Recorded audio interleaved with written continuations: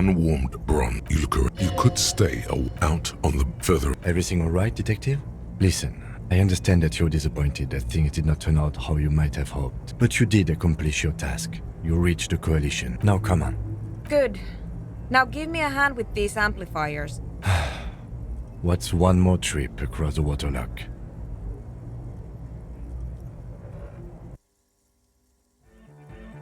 Well, this was an interesting collaboration. Really? I do not think we were in any of now.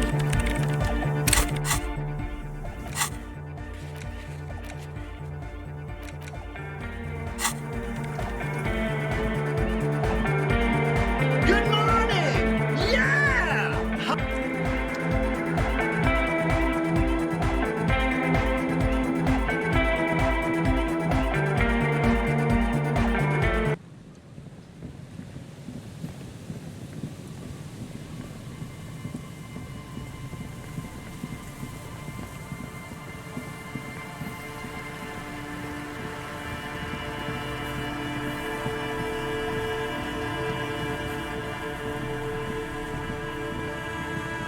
The once bright mural towers above you, saying, "Felled electric." Even though you're sure you succeeded, all is quiet. Trying to talk to the wind. The city is trying to talk to the city, something you've done before. A prayer of sorts. How do we?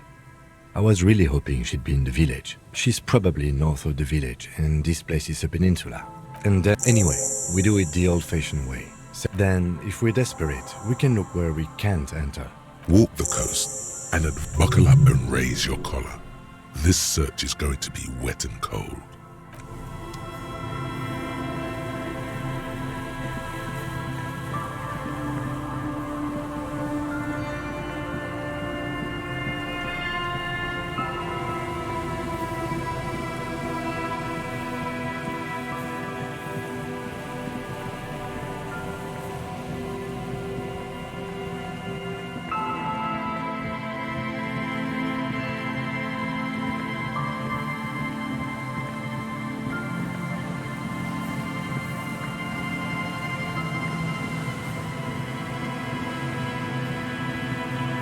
An old door worn by elements.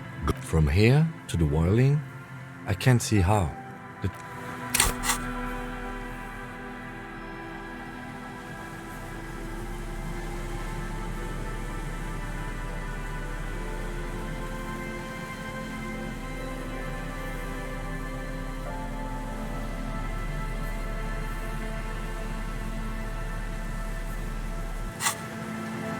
An old door worn by elements. Guards that you rattle the handle a bit.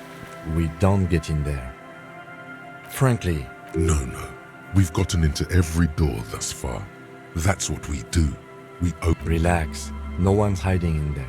At least you can think about opening it. About doors in general.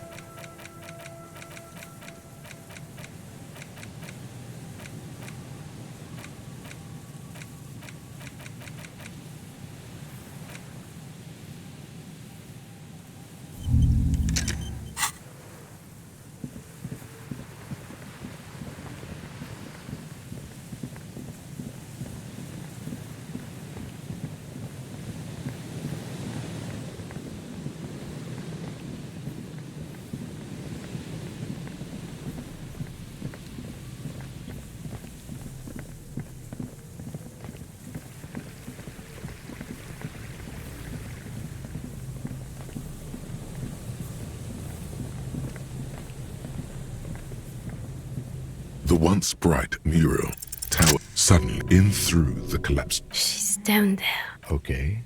Why? So, Finally, my time to perhaps you... there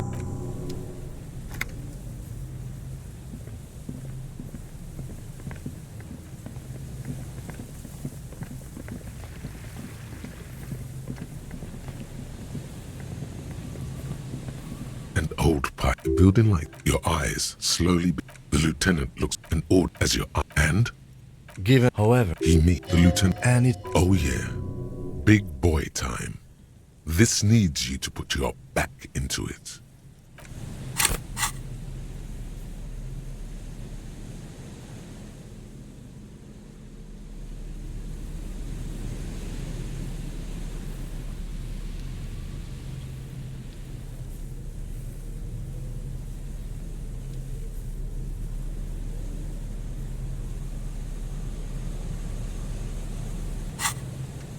Behind the pipe, you and the lieutenant.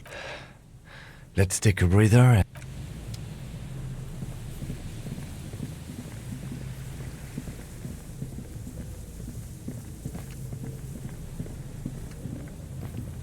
A rust. Yeah. That... The distance, in addition, not to mention that the roof is collapsing. What if you were to do something more? What if you were to astral projection? Teleportation is... Even if it isn't, no one told you. That's not how physics work. What are they talking about? Teleportation. Oh yeah. He is restraining himself from using a parental tone with you right now. All you need to do is close your eyes and concentrate. Darkness enfolds you. Zoot! Oh my god, I can't believe it. Bam! You find yourself on the roof, having mastered the art of physical displacement. I just saw you climb the ladder. The wind at the top of the... Never mind.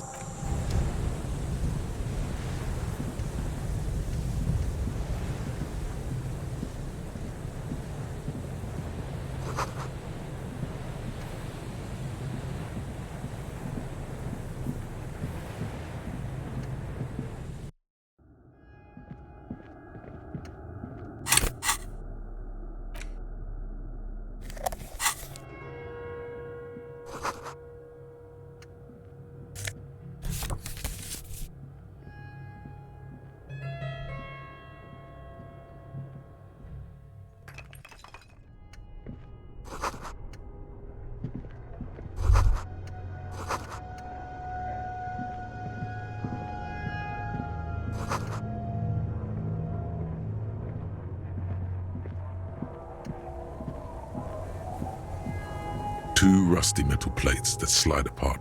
What do you mean?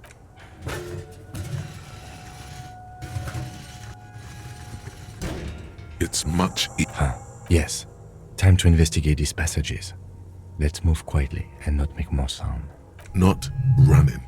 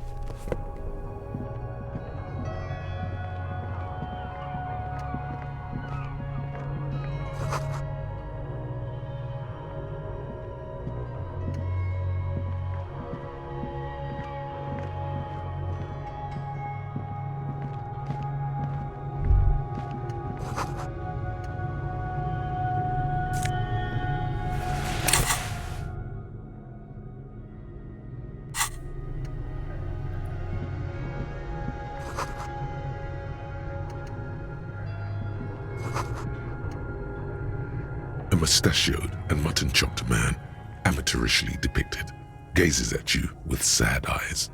The plaque reads, K. Mazov. There is a spider web in the lower left corner of the portrait. Yes, looks like some latter-day radicals were hiding out here. They left a long time ago. Half a century? This was probably part of the network of defense posts the communards built against the amphibious landing. I think the purpose of this bunker was to produce propaganda. It would have had radio equipment back then, but that's all been looted. We have found a lot of those lately. I guess what most people think of as history tends to linger in rundown neighborhoods. Martinez being what it is, no one has gone through the trouble of cleaning out the old bunkers. Good hiding place for someone who's up to no good. I won't stand in your way, but only after we're through with this case. Millions of depictions of Mazov have been produced. They're not all connected. Besides, that looked like some student. The youths always go for this kind of stuff. You mean like Ruby? No, I think we've stumbled on a piece of history. Years' worth of dust is shaken off. The full head of hair, matched by an ample moustache and sideburns, look a bit silly. Someone crouches, heels digging into wet sand. Hands sweep across the sand, grains sticking to the frayed skin of the fingertips. An old man sits on a slab of concrete and taps his fingers against the glass of a scope. You shudder.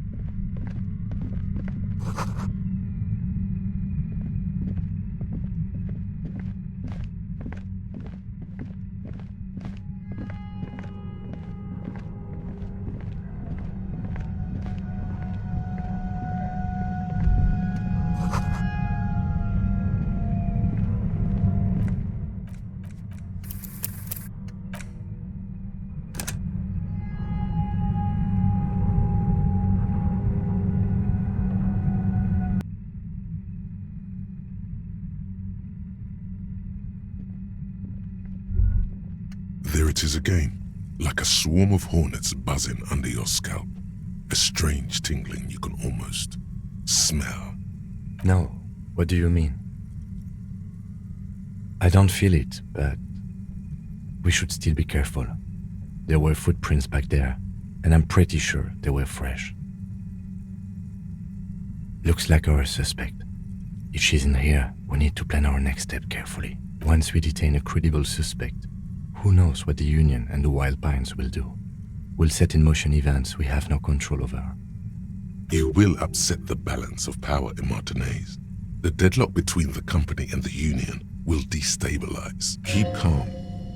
Go over the whole situation in detail.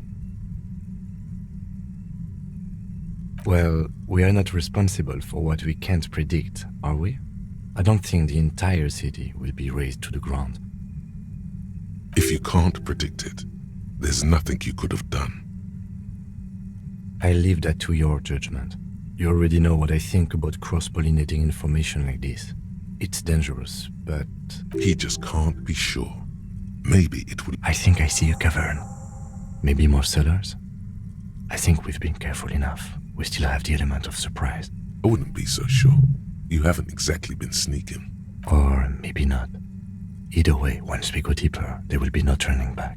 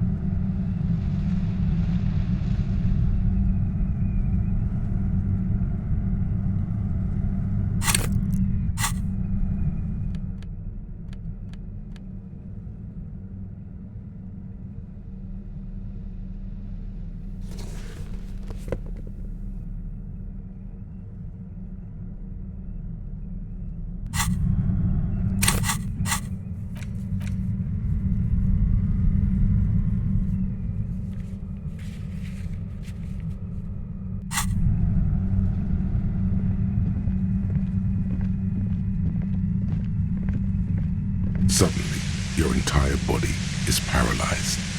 Aggressive white noise fills your skull.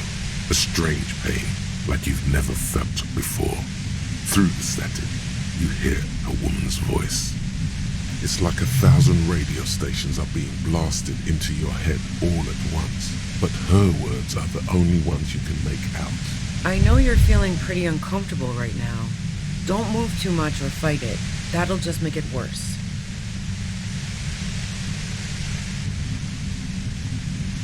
Can't say it's a pleasure, officer. I was really hoping not to make your acquaintance. But here we are.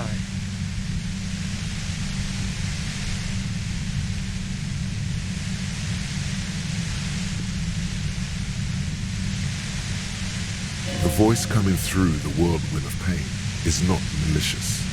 She doesn't want to hurt you, but she has to. Doesn't wish to hurt you, not according to your ear canals. Wait, no, not even your ear canals. This is going directly into your neural pathways. No, buddy, that's not going to help. You can't shield yourself from this. It's an entirely new type of experience, way worse than all the previous ones. Don't focus on the pain. Focus on doing your job. Tell her she's under arrest.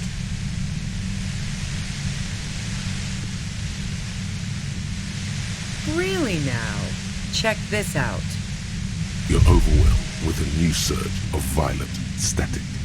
It feels like a blood vessel exploded in your... No, I'm not going to fucking kill you. If that had been my plan, you'd be dead already.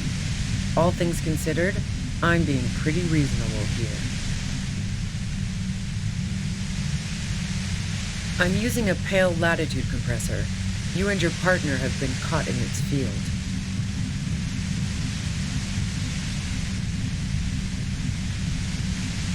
The explosion of static you're hearing. It's the ULAN frequency. Blasted from that pale emitter that Angus mentioned. Saw my equations? You've been sniffing through my lorry, right? I expected as much. I am a bit surprised you knew what you were looking at.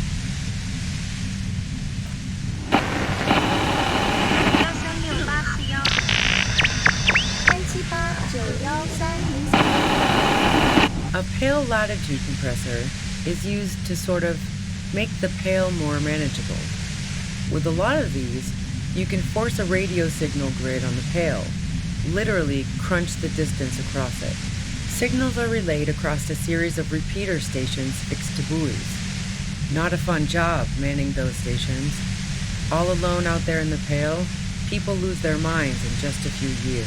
So, what we are experiencing is a concentration of radio waves. Precisely.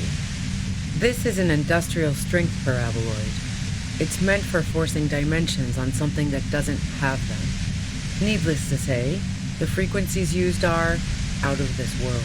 At the upper limit is the large prime number generator station. It's used specifically for pale latitude compression. That's why you may be hearing some numbers. But you might also hear, or think you're hearing, local radio chatter. She's been holed up in here for a while with no one to talk to. Keep her talking, and you just might get an opportunity to break you loose.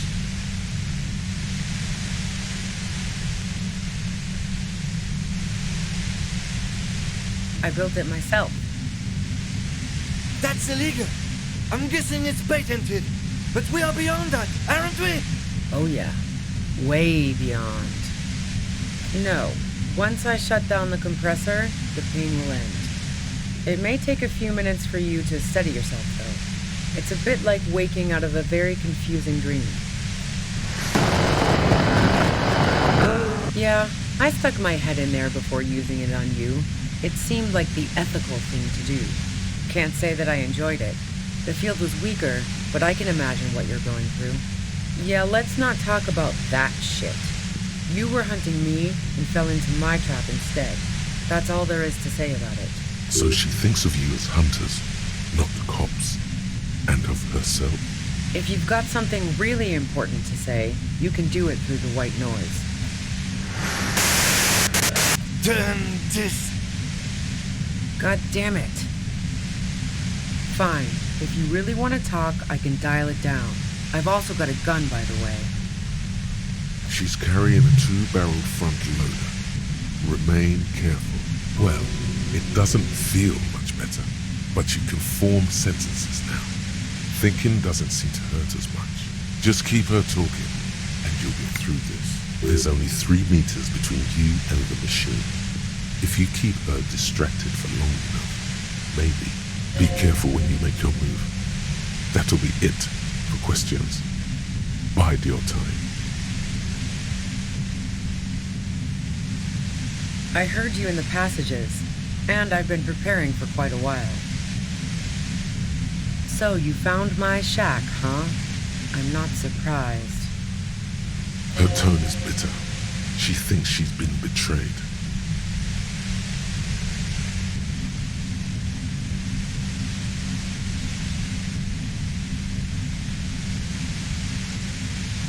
So nice. That's one knife I didn't want to find to my back. As opposed to the other knives she's finding there now. Hardy for one. I was, before I caught you in the pale latitude compressor. I'm fine now. That's her admitting the bullet was an emergency exit. It was dark in the shack. The waves outside had calmed down. She looked at the loaded gun. Then she cracked the barrel open and took the bullet out. Not today. No, I didn't do it. I only helped stage the lynching, though I doubt that makes much of a difference to you. Who ratted me out, by the way? Was it Titus? No, he wouldn't have broken first.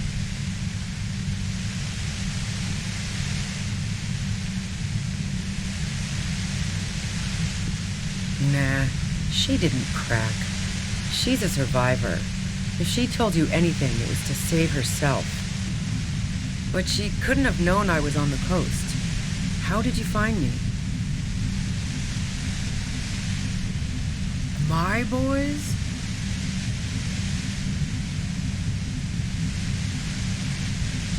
Well, fuck. Those guys liked me, I know it. If this is what happens to people whom people like... A dull despair is creeping into her voice. How the fuck do the rest of you get by?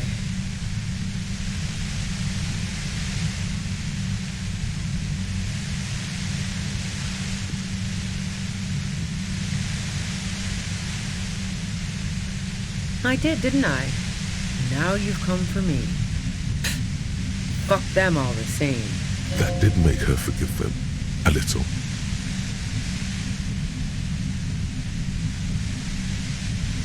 What shit?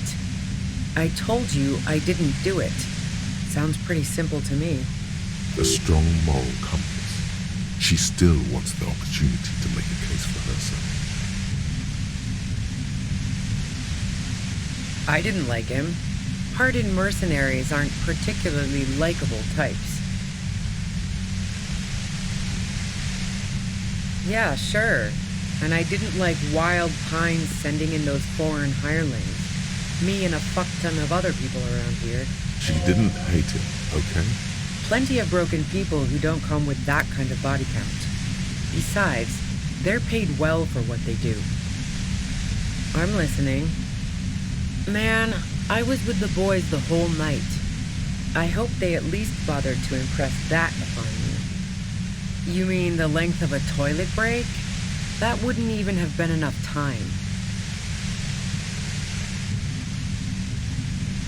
Look, fuck you, man. I might also have stopped by the bar. She speaketh truth.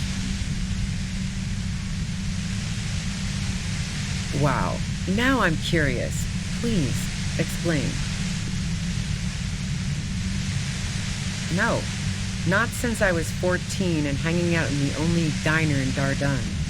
Haven't been into low-risk, no-reward games since moving to the city. Why?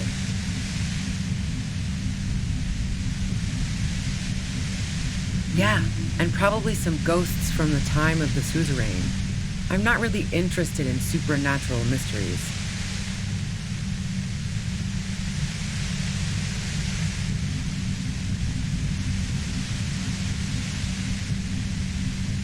Don't know it, but also, Evaluating your competence as a police officer.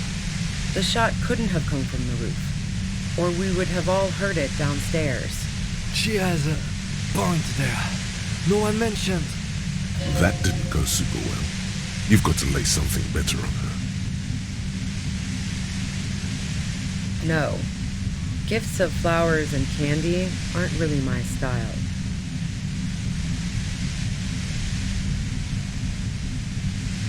So now I'm leaving revolutionary symbols around?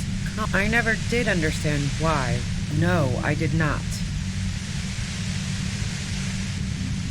So, Heart of Gold Tommy fucked me over too. Never trust a musician. That really comes as a blow to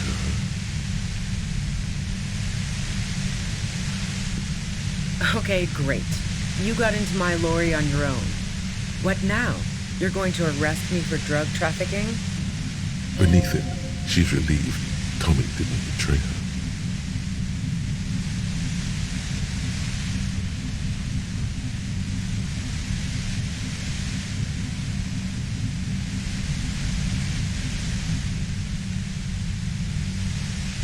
Man, it's to get away from all that murderous shit that I left Jamrock, my previous employer, for the Union.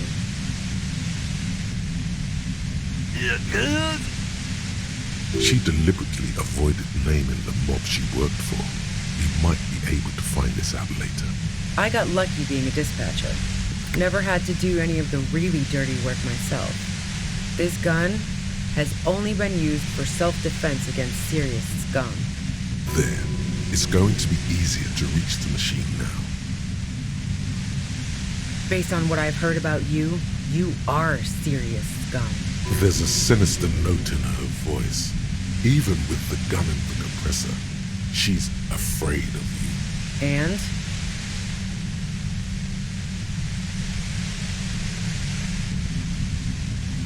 The gun store, Trigger Happy Jacks. What did you think? That I'm going to squeal on my gun supplier? Sorry, I'm not that kind of gal. Sure don't. A breech loader? No. This is such a wipeout. A knocked-away AD front loader. Two-barreled. Not really what you were looking for, I'm guessing. Yeah, evidence. Who doesn't? Oh, you probably mean Claudia's rooftop. Sure, I've hung out there. She's got this great antenna. It's very powerful. I used it to tune into RCM frequencies. That's how I knew to be prepared for your arrival. The view's pretty bomb, too. But you might say the antenna was the main attraction there. Yes, I'm sure. And anyway, as I said before, the shot had to have come from afar. Yeah? More questions before doing anything. How should I know? As I keep saying, he already had a bullet in his head when I got to him, and there hasn't been any useful gossip over the radio. Those rings around her eyes, her tired voice. She's been staying up late, listening in on the conversations crisscrossing Martinez. Police radio? You've been following the case? Who hasn't? You know, I can still see him there, in Claus's room, lying on his side. He was still warm, but the bluish light coming through the broken window made him look as though he'd been dead for a good long while. She eyes you warily, as though gauging your sincerity. It's okay. We just want to... All right, don't kill yourself over it. I was shooting the shit with Hardy and the boys over a few beers, like always. Then Claudia comes in, all pale and shuddering. She sits down with a drink, trying to steady her nerves. So I grab a seat next to her. Oh yeah, super. But I didn't think too much of it at first. I'd seen her party hard before. No, I really didn't. She's not that easy to read. I just assumed she'd done too much blow. It wouldn't be a first for her. But no such luck. She asked me to come upstairs. The merc she'd been going with was lying on the bedroom floor, dead.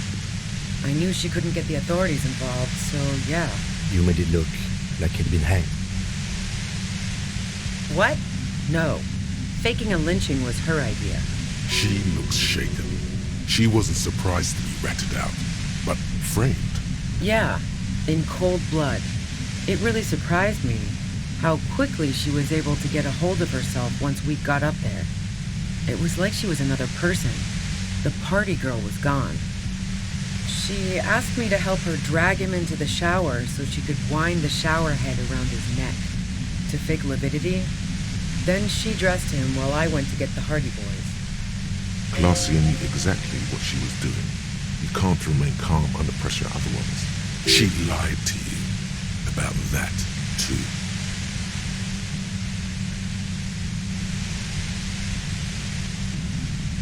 Yeah, I wasn't sure whether to admire her or be disturbed. As I keep telling you cops, we didn't hear anything downstairs. No gunshot, nothing. But even if this is true, weren't you worried this lynching might lead to... War? The thought crossed my mind. But the mercenary's death was going to have repercussions either way. Although the way things are going...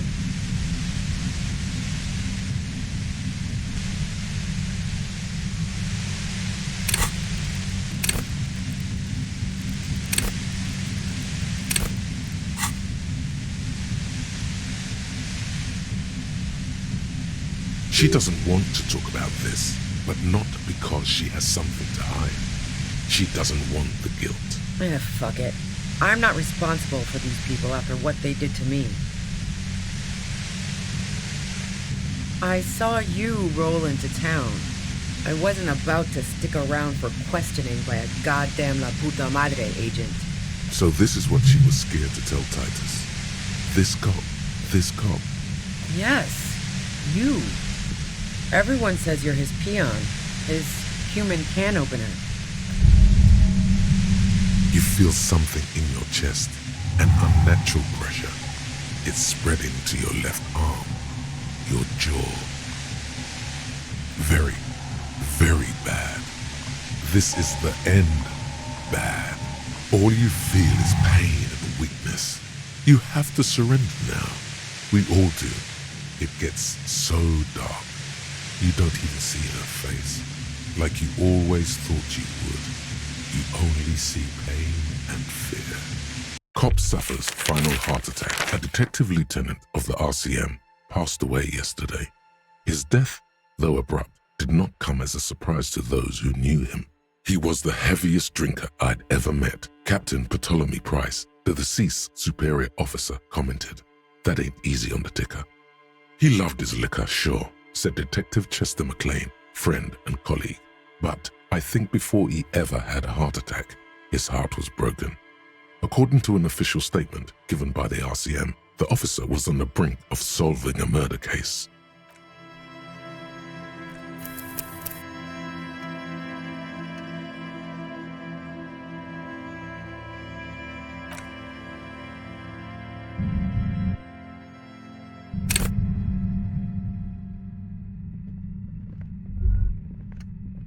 There it is again. No. What do you mean? I don't feel it, but... we should... No. It's not a quib. Looks like our suspect. Once we... You will keep calm. I leave... He just... Well... If you can't... I think I see a cavern. I wouldn't be so sure. Or maybe not.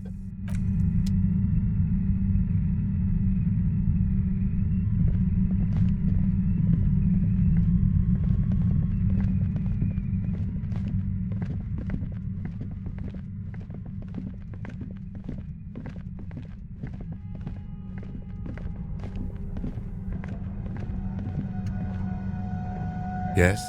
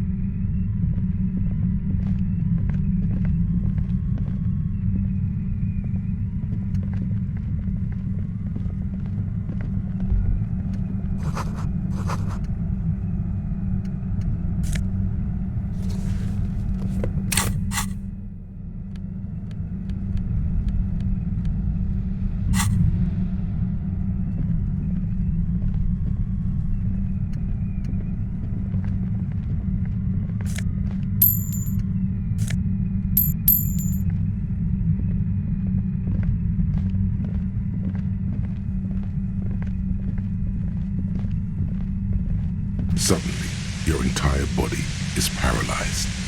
Aggressive white noise fills your skin. It's like I know you're feeling pretty uncomfortable right now. Can't say. the voice doesn't wish to hurt you. That's a don't focus on the pain. Focus on doing your job. Tell her she's under arrest. No, I'm not going to fucking kill you. I'm using a pale latitude compressor. You and your partner have been caught in its field. The explosion of blasted from that pale emitter that Angus mentioned. Saw my equate. A pale signals are So, precisely at the upper limit. She's been holed up in here for a while with no one to talk to. Keep her talking, and you just might get an opportunity to break you loose. Yeah. So she thinks of you as Yeah. No. I built it. That's- Oh yeah. Wait. If you've got. Goddamn fine. she's carried well. It doesn't feel much better. Just keep her talking. There's only 3 meters between. Be careful when you make your move. That'll be it for questions. I heard you in the passages, and so you. Her tone is bitter. She thinks she's been betrayed, So as opposed to the other knives she's finding there now. Hardy for one. I was. That's her admitting that No. Who ratted me out, by the way? Nah. But she couldn't have known I was on the coast. How did you find me? My boys? Well, a dull. how the fuck did the rest of you get by?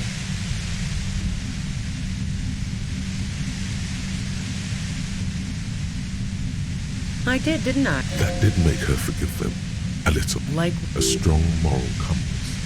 She still wants the opportunity to make a case for herself. I didn't like him. Hardened mercenaries aren't particular. Yeah, She didn't. plenty of broken people who. I'm listening. Man, I was with the boys the whole night. I hope they at least bothered to impress that upon you. Yeah, and I'm sure they also made some funny remarks about it. Can't do either without some. Look, She's wow. Now I'm curious.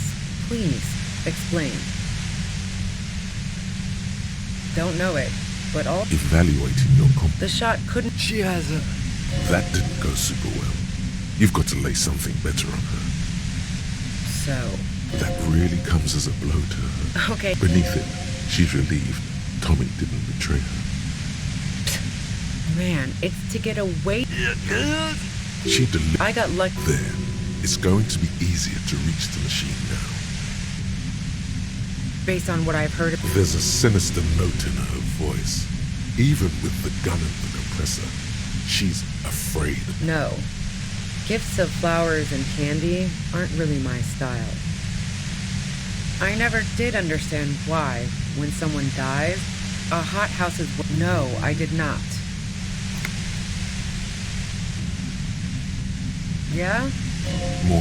More questions before doing anything. How should I know? Those bodies. Who has it? Plazia didn't want. She eyed. It's okay. All right. She sits down with a drink, trying to steady her nerves. No, she asked. You made it look like he'd been hanged. What? She looks shaky. Yeah. She asked. Yeah. As I keep telling. But War? She doesn't. Fuck it. I'm not responsible for these people after what they did. I saw you roll into town. So this is what a fair film. Yes. You. Through the sudden sharp pain in your head, you hear the lieutenant mumble something to himself.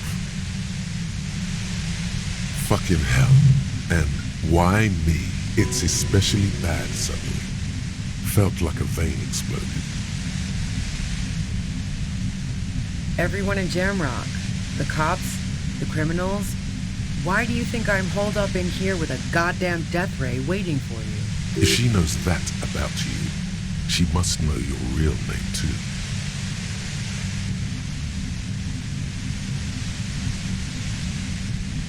Is that a joke or a threat?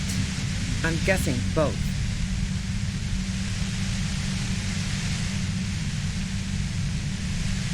Yeah, sure. She doesn't believe you. I'm sure La Puta Madre himself will explain it all to you soon enough. You've been to my lorry. You think the biggest player in Jamrock appreciates competition? And now I have Harry Can Opener in my lair. She's not going to change her mind that easily. Wait, one thing, possibly small, but she said you roll into town. Was that you singular or plural? She might know something.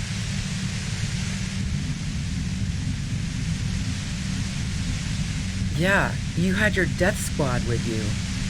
What happened to them anyway? Well, it wasn't this scrawny dude. You had one of the guys seemed chipper, a blonde. The other had a brooding something or other about him.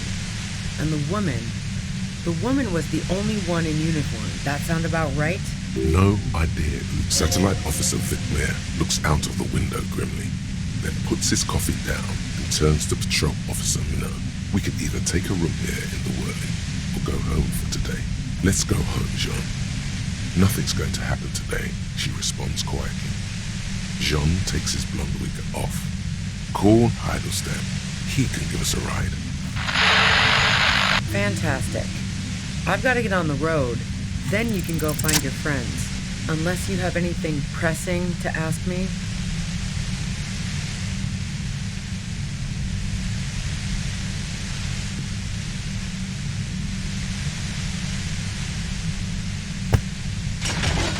You did it. The compressor lies broken on its side. It's quiet in your head again. It still hurts like hell, but...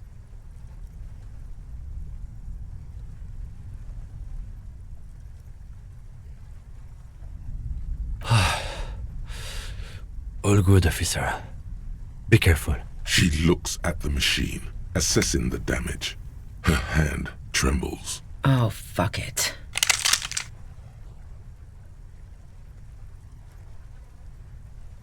Problem solving. Ma'am, put the gun down. That's not the solution to your problems. You are... Oh, yes it is. She's truly desperate. She thinks she has no other options. You need to give her options. You know.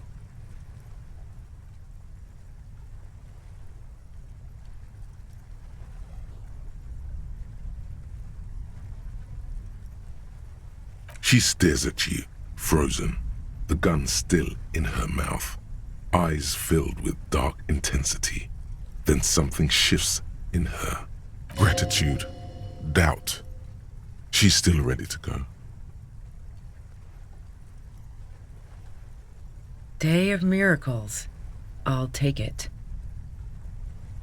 She runs past you, then past the lieutenant, and disappears into the darkness of the tunnel.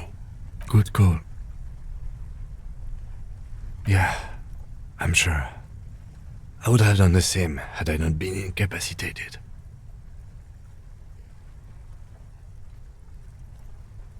Her tent. We should check it out.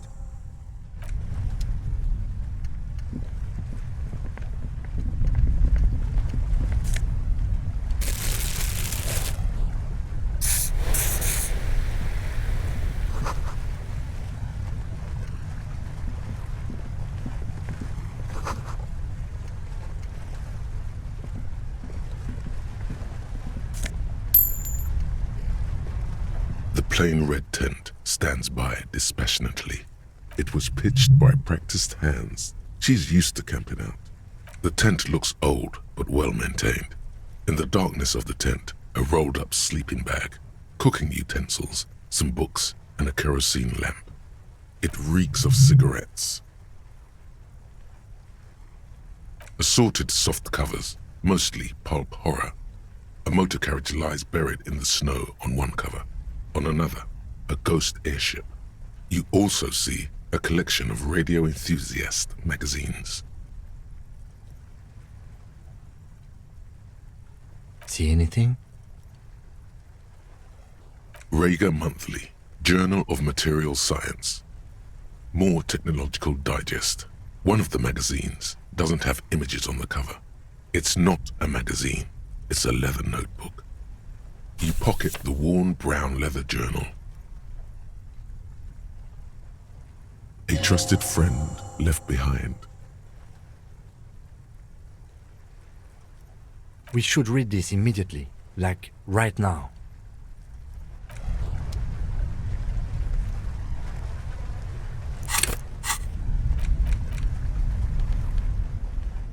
A thick journal.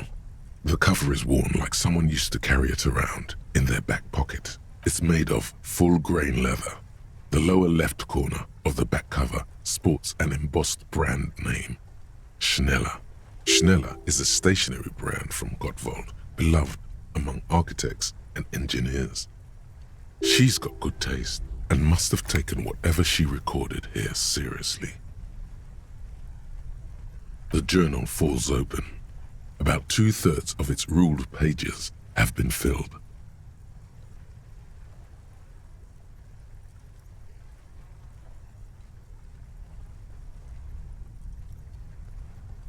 The large cursive of someone who writes quickly and confidently, perhaps too confidently. Many phrases and even paragraphs have been crossed out, with tiny corrections scrawled above and in the margins. It's a mix of logistical notes, diagrams, and personal reflections, all dated. It's good she left in a hurry. We could learn a lot from this. Hard to tell exactly. It's mostly noted down in code. Looks like contact information, quantities, directions. There could be useful information about local operations in those notes. We have a junior sergeant at my station who's good with codes. I can give this to her after we finish this. Esoteric radio technology.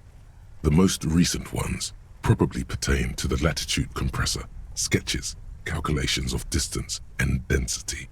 You make out a familiar spiral shape, short wry observations of people and places, probably a way to pass the time on the road.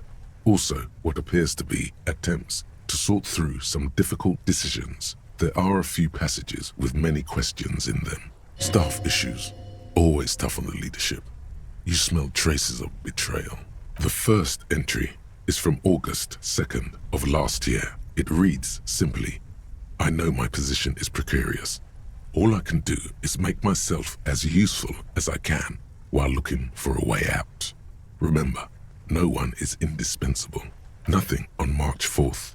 March 5th, though, well, that's bound to come back and bite me in the ass. I'm bad at this. Loyal to a fault. But that's another matter entirely. She is referring to betraying a previous employer. Does this suggest she did it in self-defense? That name isn't mentioned as far as you can tell. Small wonder. Would you talk about La Puta Madre in your journal? You do see an M though. La Puta Madre? M is mentioned on March 9th and March 15th. Great. M's peon is coming to town, no doubt to investigate the lynching, but also, I feel it in my gut, to finally put a bullet in my head while I'm napping in my lorry or on a smoke break. Well, I won't stick around just to twist my own neck by constantly looking over my shoulder. Then again, isn't that what I've been doing ever since I got the call? The call? Did M call her personally? Were you supposed to find her, even apart from the investigation then? On M's request? No, you wouldn't do something like this. This must be a mistake. You didn't follow through. You should have shot her in the head. The thought steadies your nerves. The journal stops shaking in your hand. Been holed up here for 3 days now.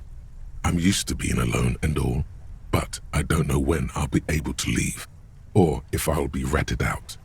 They will rat me out, of course. I've made it a point to believe in the best in people, the boys, for example.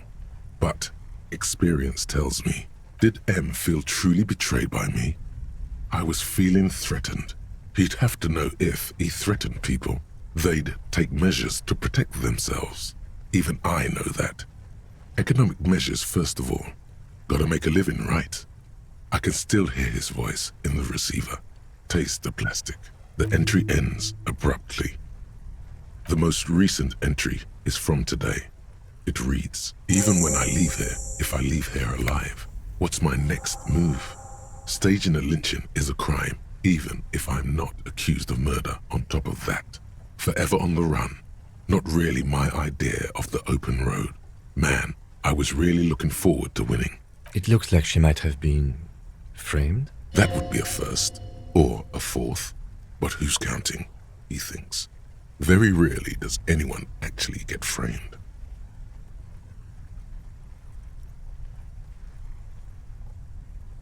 I wouldn't go so far as to say that. We have other reasons to arrest her. Besides, I'm not sure her life as a fugitive is going to be much better than we does. Especially if she has problems with the Madre. No, I don't think you are. Ask someone in your precinct if you want to be sure. He truly does not believe you are. Perhaps he shouldn't be so trusting. Could have been Titus. Then again...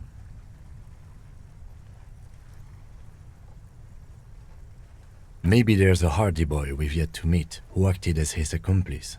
One thing is for certain. We have business back in the whirling and rags. Questions to ask. We should get to it.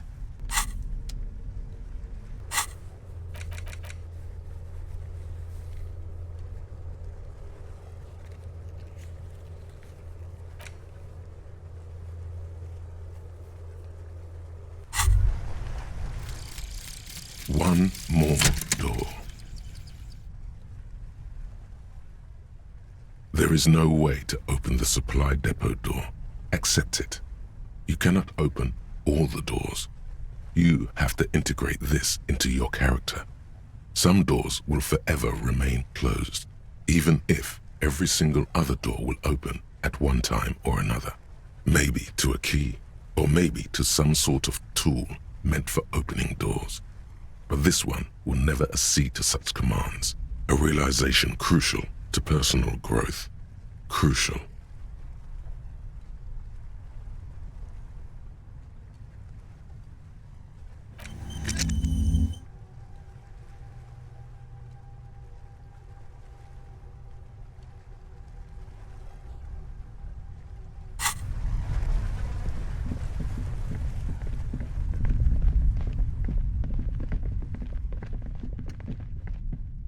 Yes?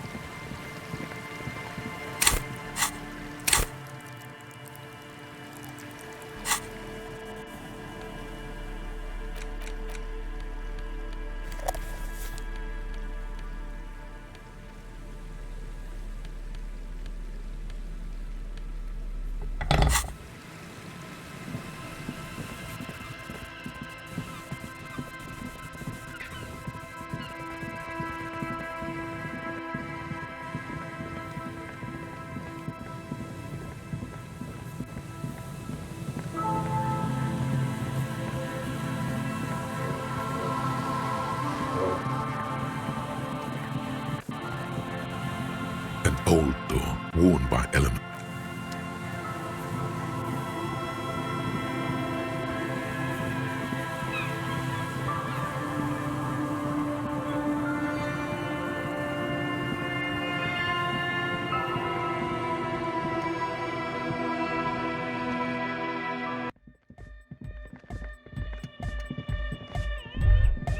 Hard cop.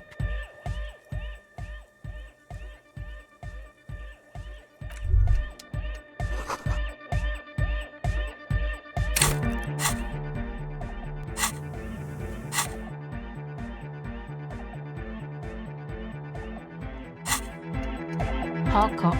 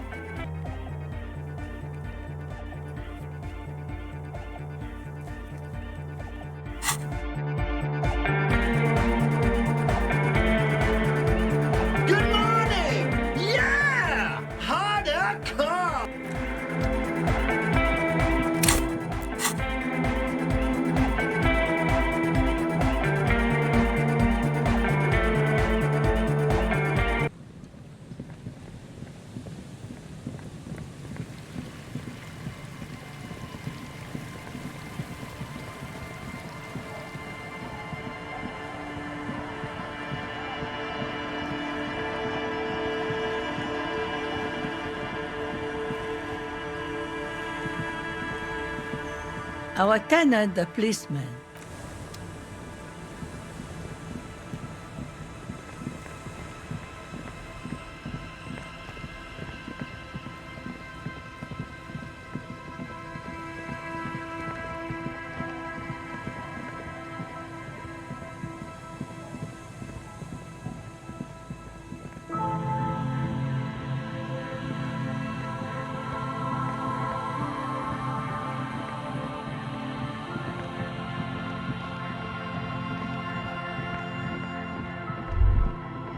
Stop, just up ahead.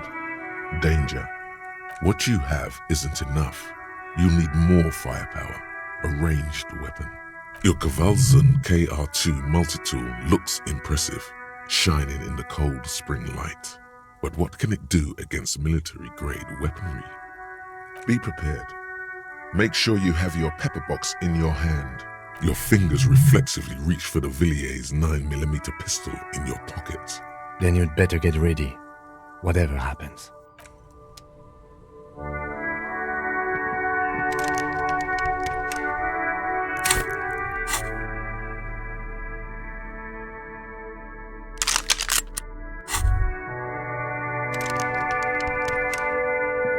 Holding the gun feels natural and satisfying. It's like an extension of your arm, the polished wooden handle almost fusing into your palm. It reminds you of the day you first held it, with fear and respect, hoping you don't have to use it in vain. The sun was out in Jamrock. It was so long ago.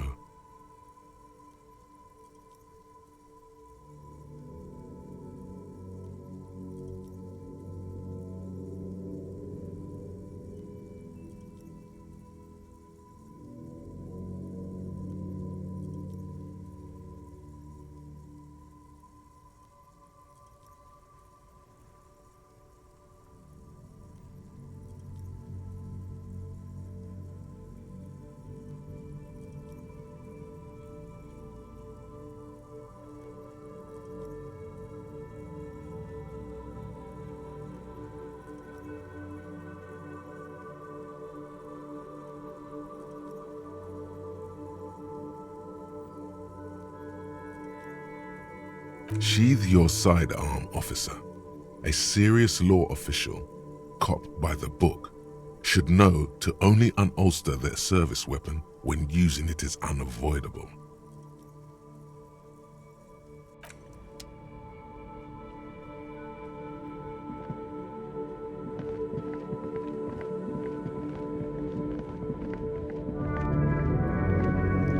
I'm all out of shits to give, loincloth.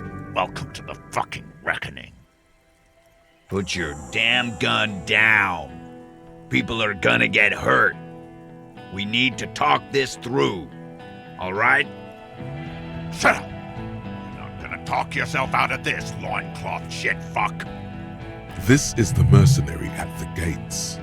His chest rises and falls under the ceramic breastplate.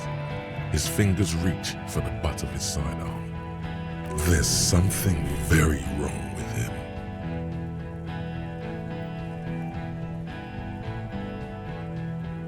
Shh. This is a misunderstanding. Nothing irreversible has happened yet. You can just return to your unit and forget all about this.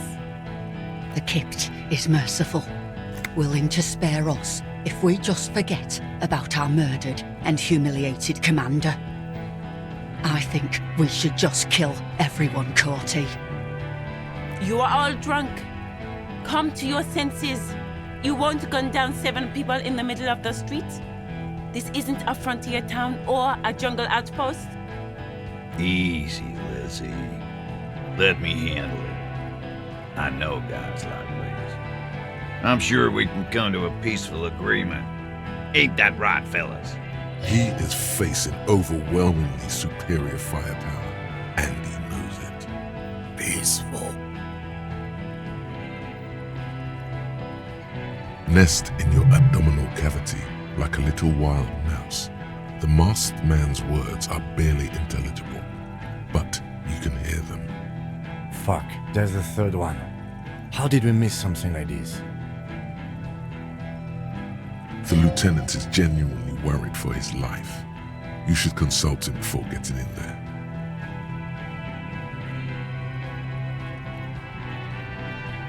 If this turns into a firefight, we should take him out first. A sound strategy. He's the leader. My plan is not to get killed, but we have to intervene. The Mercenary Tribunal.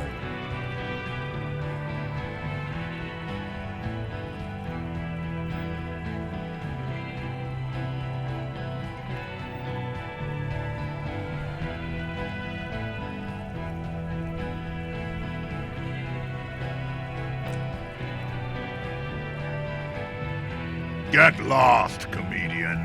You cops had your chance. Now it's fucking time for some justice. I think he's calmed down a bit. Pig fuck!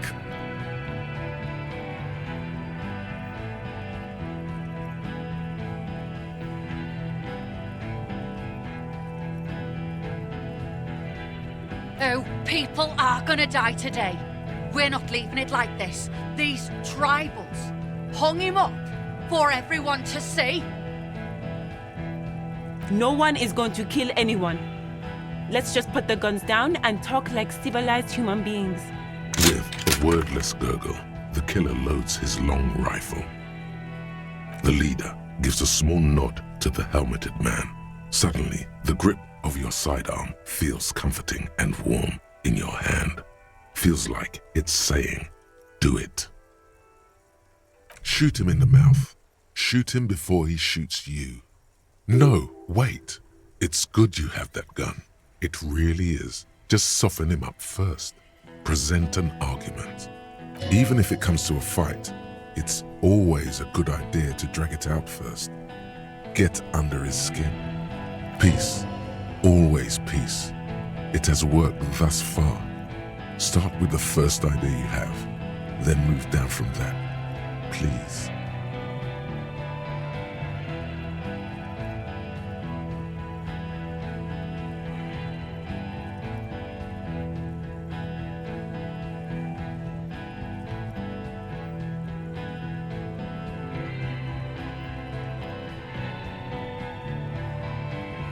Rude. Rude is the killer. Rude, the killer, Owen Cloven. He doesn't talk much. All of you cunts inside out.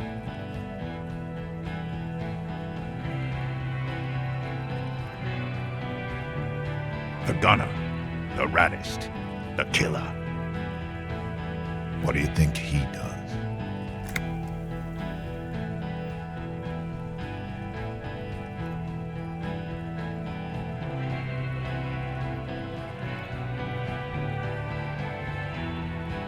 Huh?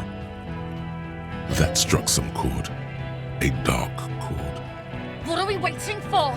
Let's blow that pig fucking mouth off his face. Lance Corporal, just fucking shut up and wait for your order.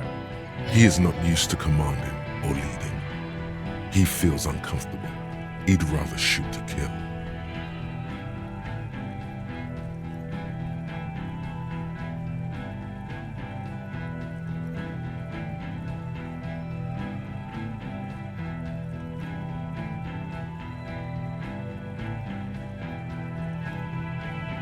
Who the fuck is that?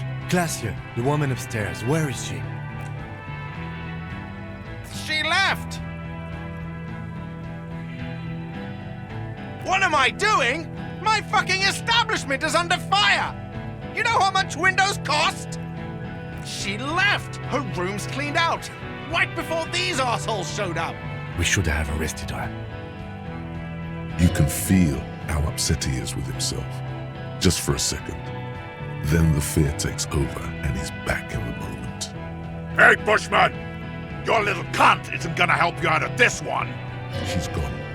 Forget about it now. For God's sake, tell him the Hardys didn't do it. Present a case.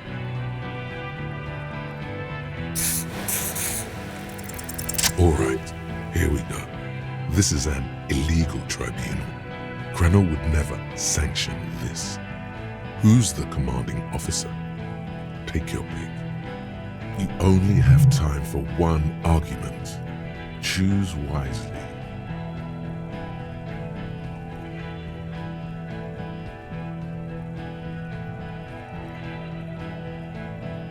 What always happens when you get good at your job? That name meant night raids. Fucking extrajudicial funky time, burn villages. Shit that sounds bad on the radio. The same thing happened when we were called whatever the fuck it was. Probably won't be called Crenell for much longer either.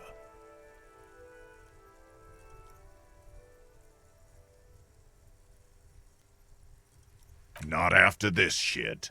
Okay, it's not much, but he's thinking about something else, and his hand is off the gun. This did something. Now fire. Fuck them up.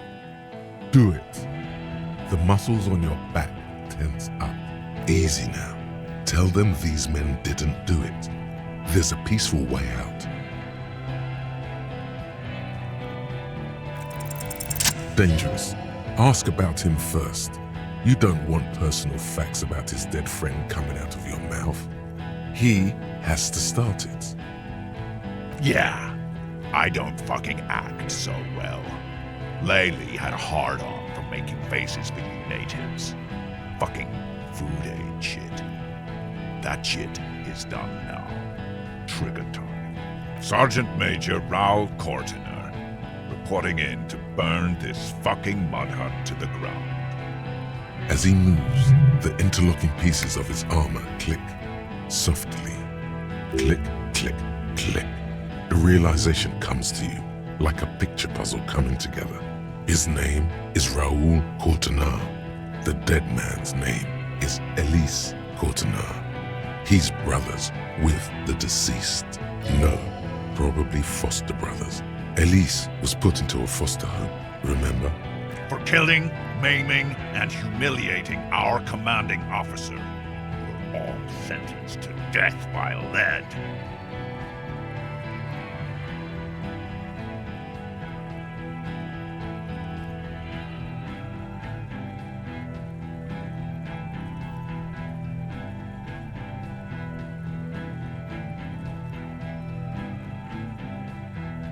Fuck do you mean, talker? We've heard testimony. People say he was charismatic, a nice guy to be around. Yeah, he liked to chat up the natives, share leaflets, squeeze a bit of kit tass here and there. Great fucking idea that turned out to be. If Laylee was here, he would spare the lot of you. Maybe shoot one for sure. But me, I'm not a big fan of public affairs, clay monkey. I'll gun every one of you down for what you did. Ready to open fire, Major. At your command. This one isn't used to being suited this long. She's uncomfortable. We'll open fire just to hurry things along. Baby blue, yeah. Like someone fucked up and put a baby's eyes on a grown man. It was creepy, but bitches like that shit, I guess. Or, I don't know what bitches like. I just know how to mow down cloths. He sways from left to right, inspecting you. He wasn't my fucking brother. We just grew up on the same farm and got beat into place by the same sick fuck. Same fucking mud hut town, too. Okay, good. Who? Laylee. We researched him. We contacted the ICP and looked at his birth records. That was in there. And other things.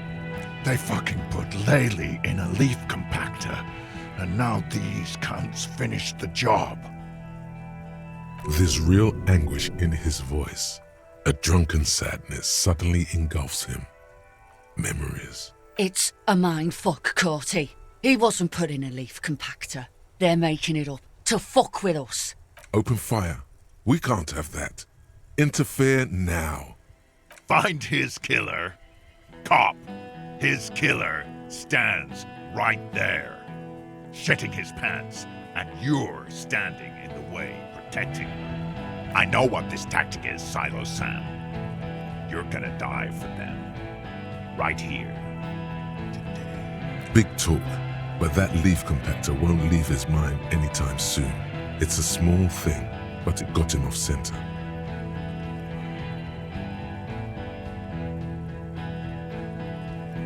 Yeah? Who did that?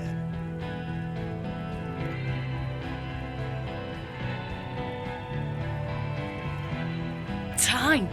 You had time to fuck around in that church, to run errands for your union chief. I saw you. Time is up, Loincloth. Give me a name.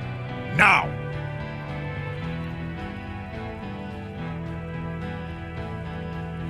How fucking convenient. His fingers are twitching. That's a draw reflex. He's about to draw.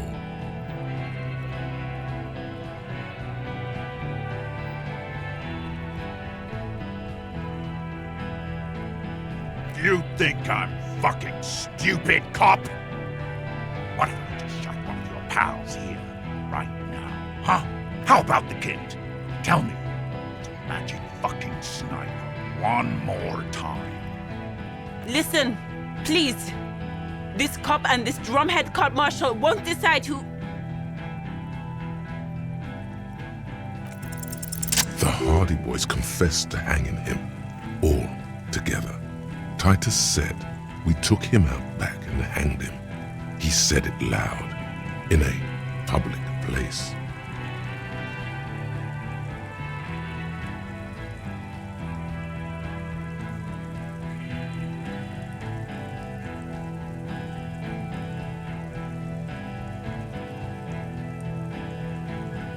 You're lying.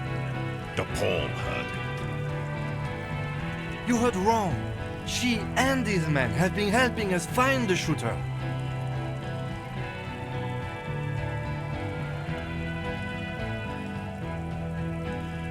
Fucking liars. The shot rings in your ears, a low, tinny ring. Then the Hardy Boys yell something. The young woman stands and looks behind her. The shot has flown over her head, crashing a small pane of the glass window behind her. I missed. I know what I heard, Corty. They said they killed him. They said it was a good way to end a Sunday night. That doesn't sound good. You need to change the topic now, or there will be another shot. What topic? Shots have been fired. Act before it's too late. This was a close call. Yes. So what? Nah. I'm clear as day. Fucking government-ordained super soldier.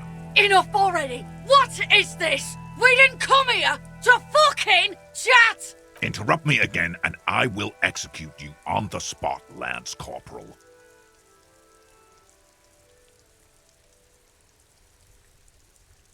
You think I care what that company cunt thinks?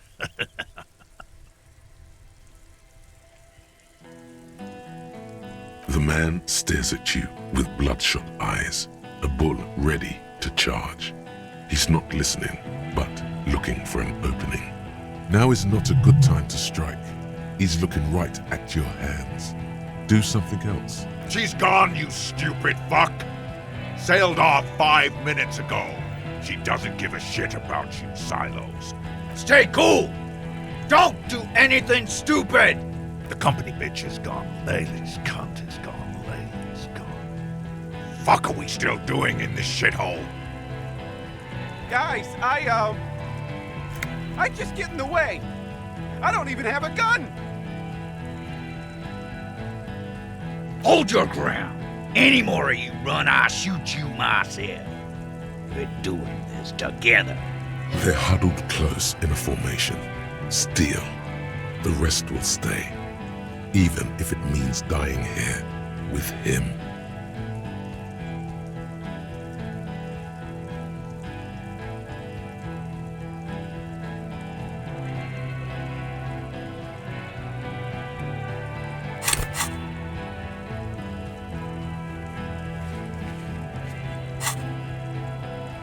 What's the matter, Loincloth? Mouthful of dick. Think I'm gonna fucking spare you? Shit, this is it. Tell him anything. Tell him you have more information.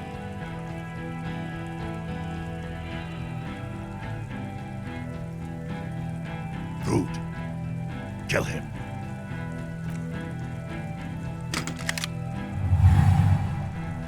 The porcelain man raises his rifle and takes aim at you.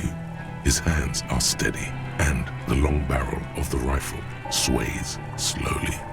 An Easter AR-FA-7, built for taking out light armored vehicles. It will devastate you.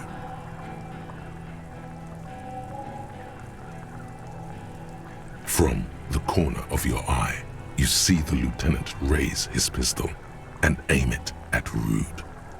He's trying to find a straight line of sight before the rifleman can take you out. It's not easy. He has 0.6 seconds to do so. He won't make it. You're on your own. You stare down the barrel of the gun. You see Rude's mask behind it, his eyes in the slit of the helmet, like a camera lens, focusing on you. 0.4 seconds remain. There are 6 little black dots in the tip of the barrel, like a honeycomb. This is a knock cannon.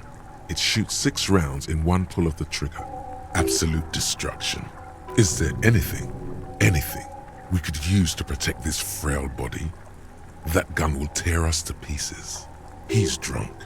Drunk fighters overcorrect. Move right, he aims further right. Get him to overshoot.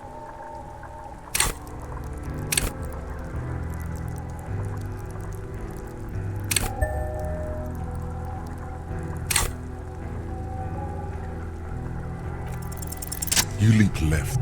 A swarm of angry lead passes mere millimeters from your side, tearing fabric off your coat. Feels like the lightest of tucks. The man tilts his head, trying to see through the clearing smoke for the next shot. Watch out. To your left, DePaul is about to take a shot too, at Kim. God, please. He's aiming for the eye slot in Rude's helmet. An extremely difficult shot. He has to. The rifleman will fire at you again. 2 shots ring at once. One from the lieutenant's pistol, and the other from DePaul's. It's aimed at the lieutenant, but it misses. You hear a scream behind you. Glenn, dying in a puddle of blood behind you. His mangled torso has 2 gunshot wounds. Blood gushes out of them like red geysers. Oh God, watch out. You see 2 cold eyes looking at you through all the smoke and panic, and a pistol raised, aiming at your chest, point blank.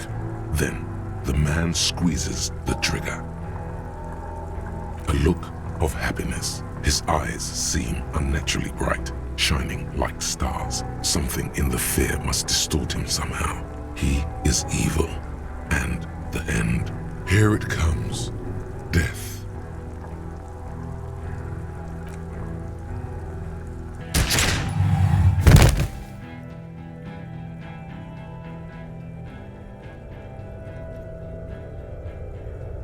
You simply blink, then something inside your pelvis explodes.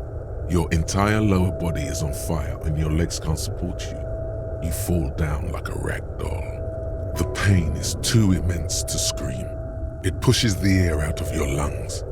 Everything goes dark, a distant blur as you recede into it. The Hardy Boys are yelling. Someone is running, jumping over you. In the background you hear gunfire shatter glass, and then a man in pain. A familiar sound. It's Titus with a splat like meat. You hear bullets rip into him. His voice, still giving orders, grows fainter. A gurgle. He's not gonna make it. Feels slick and warm with blood. The pain is too strong to know what has happened there. Even clutching to your consciousness takes everything you got. Most of what's down there. You can also feel the bone where the bullet went in. Something very sharp, like broken teeth under your fingers. Nothing. A persisting darkness. Dancing lights of pain. Distant shadows cast by them, like a hellish play. You're bleeding out.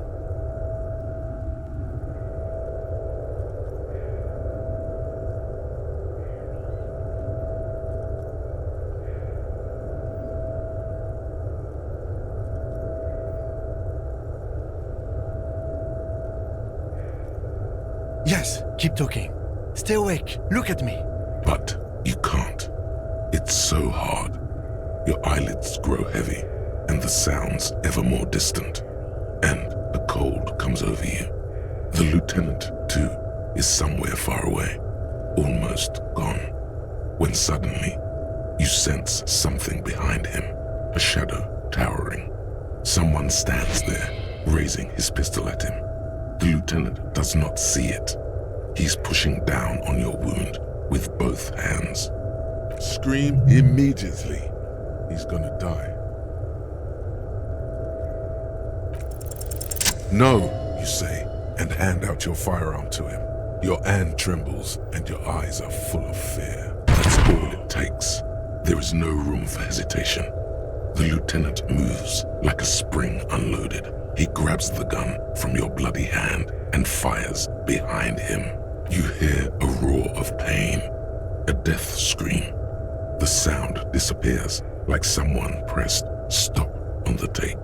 The hulking figure, too, is gone. And so is Kim. And the whole world. This is death. One more door, baby. One more door. Brother, you already were a ghost. Up there screaming along with all of them. Scaring each other. Haunting each other. It's the living who are ghosts. The dead are silent. They don't rattle windows or write letters in blood. The living do. Leave them behind. Rest. The fight? There is no fight. The fight is over. It was lost 1,000 years ago. You have laid here forever. Keep falling deeper. Take the door. He's not taking it. His body is not taking it. Oh God, no. He's not disintegrating. He's swelling up instead.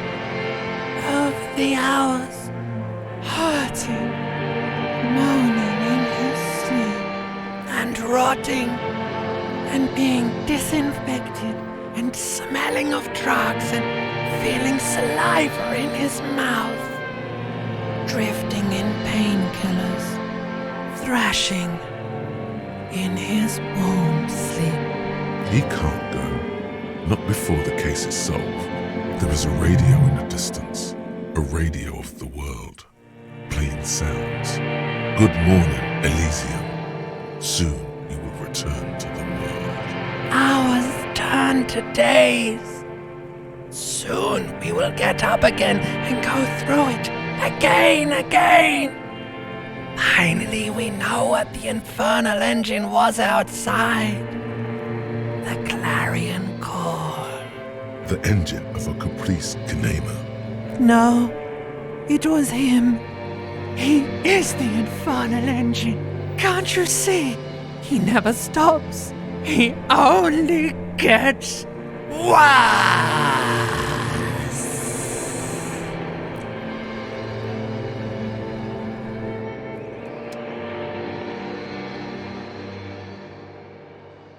You see the lieutenant's familiar shape in the orange jacket. It turns double, then triple, from the pain. Sunrise, Parabellum.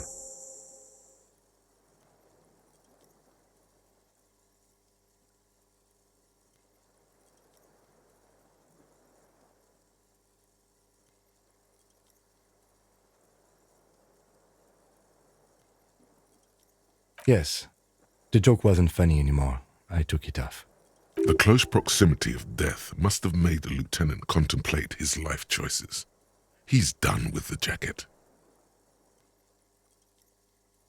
Sunrise parabellum. Sunrise, prepare for war. It's an old revolutionary saying. Isn't that written on your... Cops like it. The gates of the harbor are boarded up. The streets are a little more empty. Apocalyptic violence is yet to erupt, I am relieved to say. I think we may have held it off, for now. Barely. Yes, we have also completely failed, but that's okay. What happened? We tried to take the diplomatic route and hoped they wouldn't attack first. They did. The major gave the command. As retaliation, their rifleman tried shooting you. He missed, or you dodged. Then I shot and wounded him, while Glenn took a bullet in the spine. It was meant for me. Glenn did not survive. This is not the first person to die in his place. He goes on. Titus, Fat Angus, and Theo charged. Angus and Theo died before they made it to intensive care. Titus died in the hospital. Yesterday. Alain and the young musician, I forget his name, they are all that's left. Yes, you were bleeding out by then. You warned me. I was able to disarm Cortana before he got the jump on me. Thank you. Although... I was not able to kill him, as I should have. Crenel took him. A stray bullet killed the Pole, though. And that's what happened.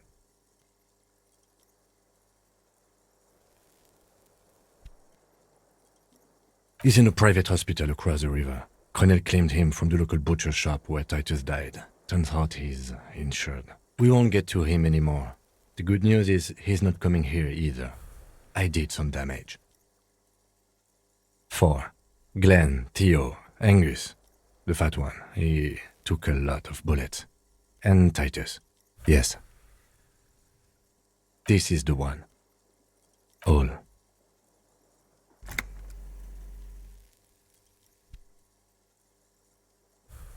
Yes, officer. 7 people are dead. It's not a success. But what's done is done. The violence is cordoned off. The Hornet did not get into the beehive. The worst scenario has not materialized. Yet. And we are still alive. He did not expect you both to survive once you stepped between those two armies. His smoking, his hunched back. You have it worse, but he took a real beating. That cigarette has medicinal purposes. Mr. Gart cleaned it. It took him an entire day. 2 days, in and out. You've been up enough to take Dramamine and curse. And drink water. It's not ouch time yet. You just got the Dramamine pill an hour ago. Dramamine? Then it's not that bad. Neither surgical nor organ damage bad. Reasonably bad. You were shot in the left quadriceps. That's your thigh. The outer side, thankfully, no major arteries were nicked. The bullet was removed and a bacterial infection treated with mercurochrome. We will see. If it's possible, then by pure willpower alone, you are going to have to become a psycho-locomotor. Good. You'll need to be, whatever that is. No. A man and a woman sit in the front seat of an armored motor carriage. The woman is driving. The man lights a cigarette. Jean Vicmer is his name. The asphalt vanishes under the wheels of the machine. Ahead, harbor cranes rise to the sky. Back to that shithole, he says. I called your station after the fight. The injury was logged in. They told me they've sent officers to join you on the site. I'm sure they're worried about you. That means he hasn't seen them around while you were out. They're not really worried about you. If they were, wouldn't they be here? Sorry. I did. No need. Not very. I have a concussion from the major beating me with the butt of his gun. I tried to not move too much. Things would be worse if you didn't warn me. Thank you. I did not see him coming. Stupid of me.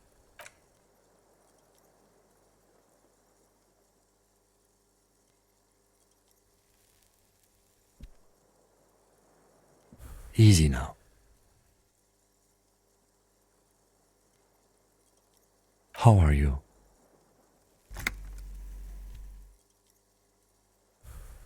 Your disco days should have been done quite a while back, Lieutenant Freighter. I honestly don't know. Do you? Because we can't talk to Everard. The harbor is in lockdown. Everyone in there is outside our grasp now. And Joyce has left too. Yes, she left yesterday morning. To meet the board of Wild Pines, or that is what I've heard. There's a pin somewhere in the machine that keeps Connell from sending in a death squad. Maybe it's her. Maybe she kept her hand. Either way, Ruby's gone, and Classio too. We really should have arrested her, you know? I don't know.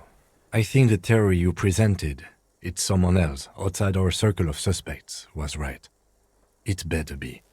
Everyone within the circle is either dead or gone. Honestly, I think our investigation has not produced a single credible suspect.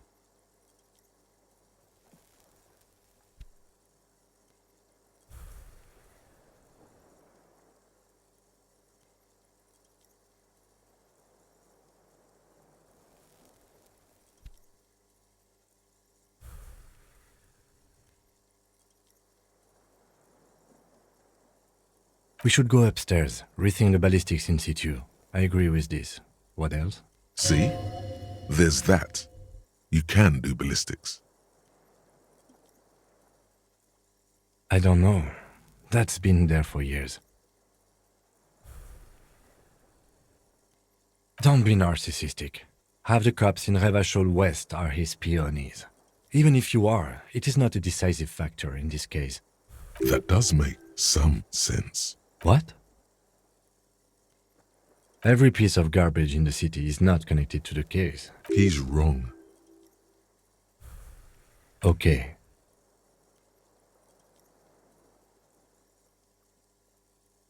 We could find thousands more if we wanted. But they seemed so mysterious. No need to be melodramatic. Yes, God cursed the footprints, not solving the case for us. Au diable.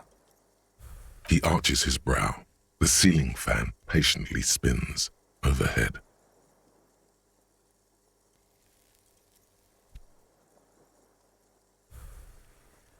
It really is very hard. He sounds surprisingly weary. That concussion must be making him dizzy. No. Are you ready to limp? Good. Where do you want to limp to? A gust of wind blows in from the bay. The duraluminum box around you vibrates imperceptibly. A familiar cold, a red thread on the roof upstairs. Taut, plucked like a string by the gust. Why not?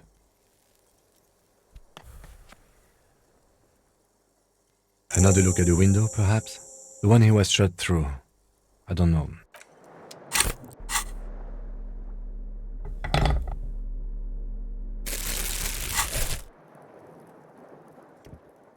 Yes?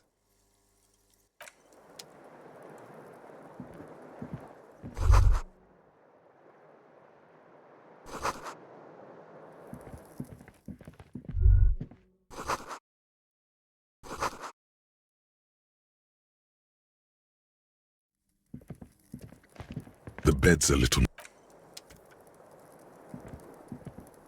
The fan stands still.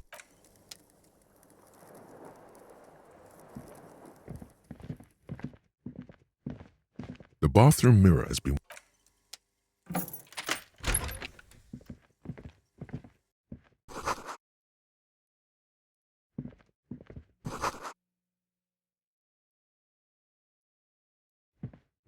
These papers bear the stamp of the RCM.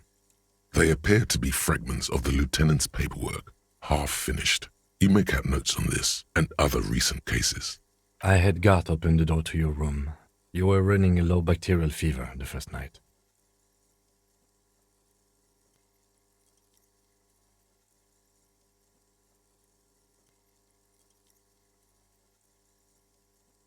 Back there on the plaza, I think you very nearly had a heart attack.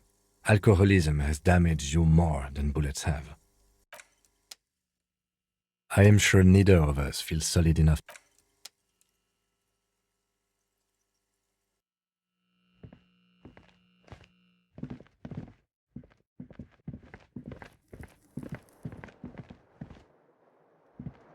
Yes?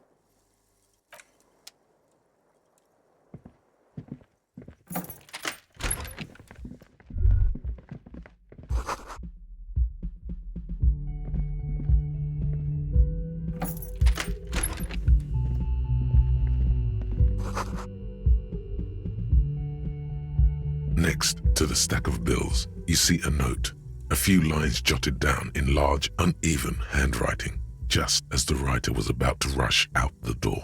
I'm sorry, I fucked everyone over. P.S. I didn't kill him. P.P.S. Gift upstairs. A gift. It's hardly surprising. I am not drawing my gun. Yet. He says he's not, but his hand moves instinctively toward his holster as he studies the note. Relax. Not everyone is out to trap you.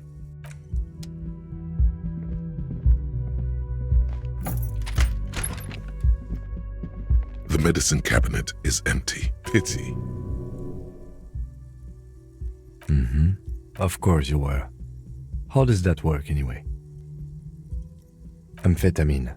Does it make you a better detective? There is little condescension in his phrasing. Be honest, he's not grilling you. He just wants to know. Ask if he's ever wanted to take it too.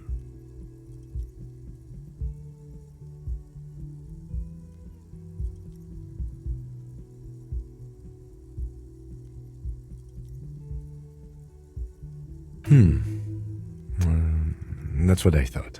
Let's go?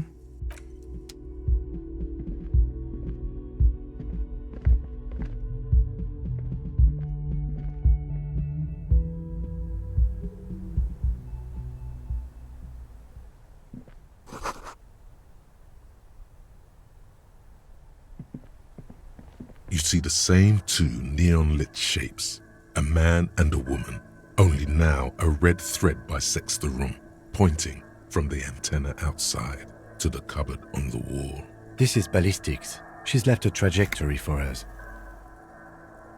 A ray of backward motion explodes from his mouth to the roof outside, A prime, to then widen into a radius of locations in Martinez, B prime, B double prime, and B triple prime. It suggests the bullet came from the extreme upper quadrant of possible angles, from a point beyond the roof. B triple prime, the island in the bay.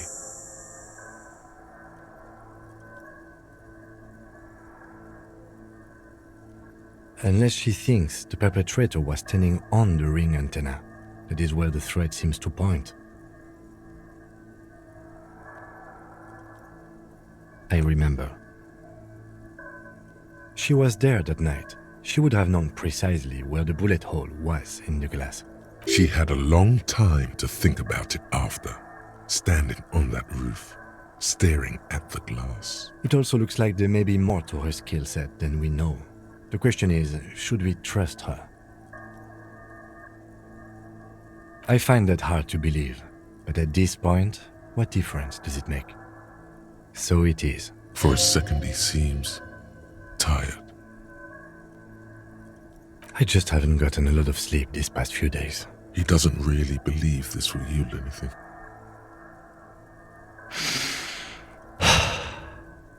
The lead is flimsy. You might as well go around Martinez looking under every rock and talking to every person. But what else is there?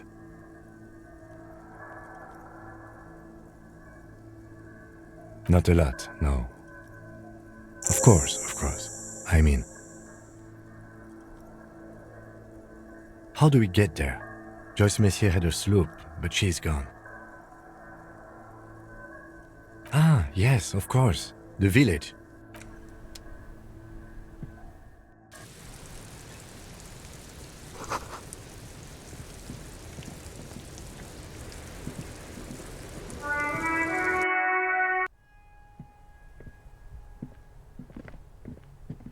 You clearly see footprints in the downy... Jackpot. These, unlike everything else here, are new.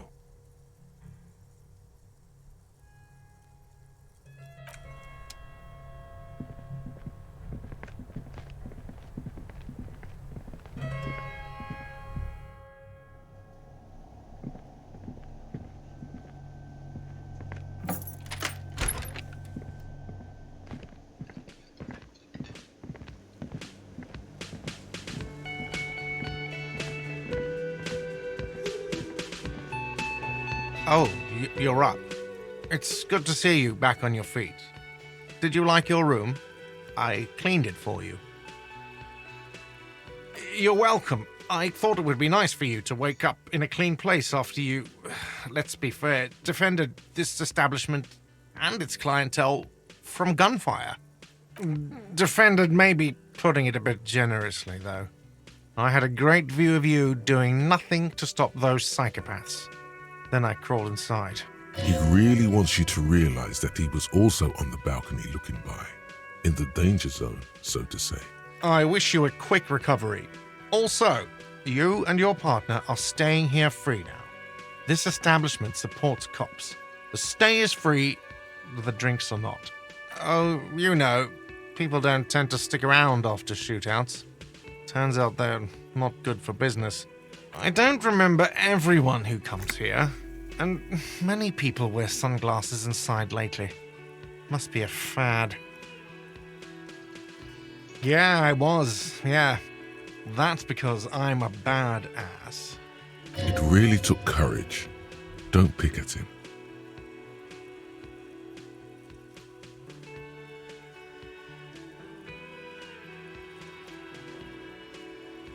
He nods back at you. Just two badass men nodding. Make that three. The lieutenant is nodding too, hands crossed. No problem. They'll come back. They always do.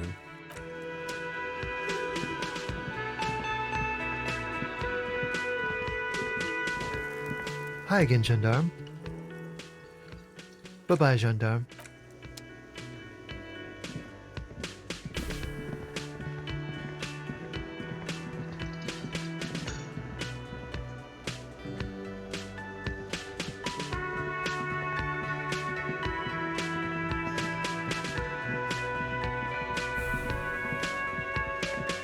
Seeing you approach, the bruised man clenches his fists.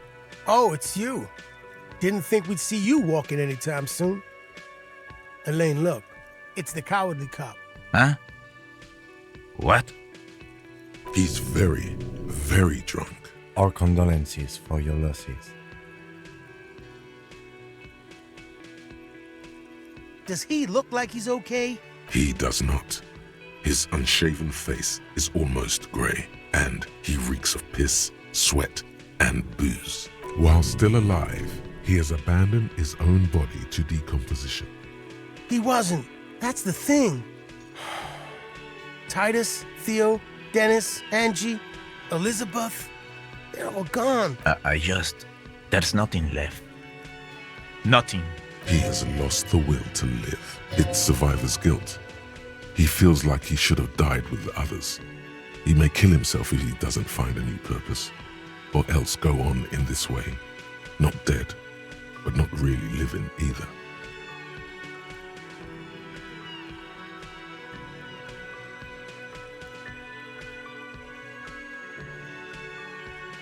The eyes looking back at you from the narrow face are those of a dead man. He's not gonna get over it.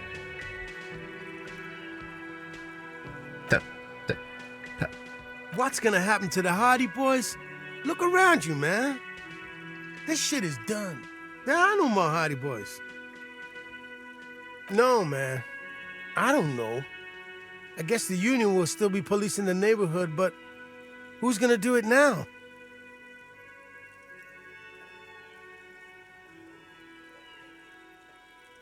Me? No, man. I'm not a leader. You know, Titus only recruited me because I play the guitar. Said the team could use the morale boost. If any of them had leadership capacity beside Titus, it's him. Keep encouraging him. What? Fuck no. If I'd stay, we'd keep the name to honor Titus.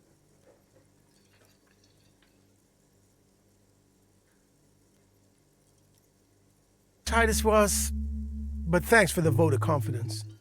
If I don't stick around, it's all over. So, I guess I sort of have to now. Yeah, man. You know, you got this. I haven't got Shit, Al. There's something there.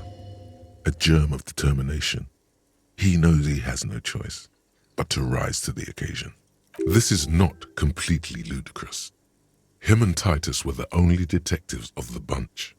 Titus more, but Eugene at least knew how to think along. Damn songbird of misery, that one. And do you have any information on this songbird of misery? God said she took off sometime before the firefight. That's all. Trying to remember if there was anything. Oh, yeah. He said she seemed to be in a real hurry. She's gone. Face it. Yeah, you too. It's a rough world out there. It's not easy being a cop. We were too hard on you.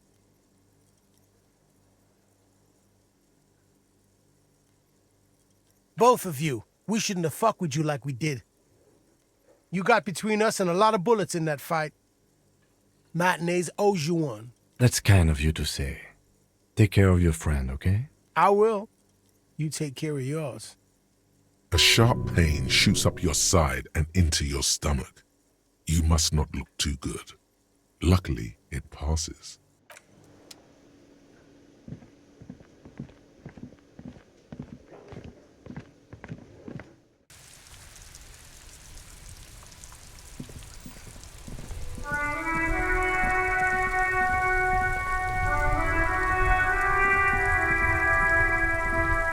The graffito has been painted over the traces of the fight that took place here. It smells of blood and heavy fuel oil. This was Cindy the Skull. The lieutenant crouches, touching the fuel oil with his finger. Looks like it, yes. This is still fresh. It wasn't here yesterday. And blood. Heavy fuel oil. Isn't that flammable? The fuel oil catches fire immediately with a low hiss. A bright orange flash across the surface of the lettering. Rain turns to vapor above the burning message, mingling with the black smoke.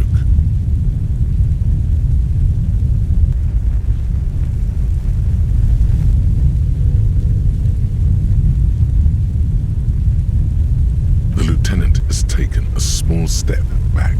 He looks at your face illuminated by the flames and nods silently. Then the fire falters. The flames warmed him too.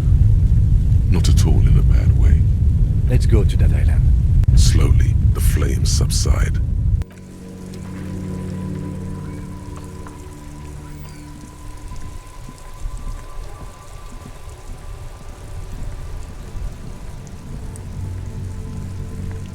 Inside, you see a set of steering levers, a radio microphone. This is Precinct 57. How may I assist you? Something is wrong. No reply. It's been this way for a while now. My guess is the Union is listening in on our conversations. It only happens when someone mentions the attack. The rest is unaffected. Our best bet is to carry on like nothing happened. No more dangerous than stepping between 3 armed mercenaries and 8 Union men, I hope. I don't like it either, but that's the way it is. The street seems safe enough to me. If anything, taking out the mercs made things calmer. For now. You can try calling again. Everything sounds okay. In the cabin, you... This is Precinct 57. How may I assist you? Just a moment, officer. 10-4, come in, officer. Over. 10-4, sir. Well, there's been some talk, sir.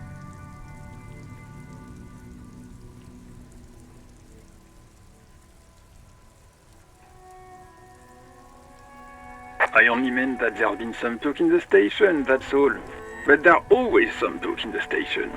You know how officers in Jamrock are. But then again, some of us truly are on the take. It's unfortunate. Over. Roger that, 10-10, over and out.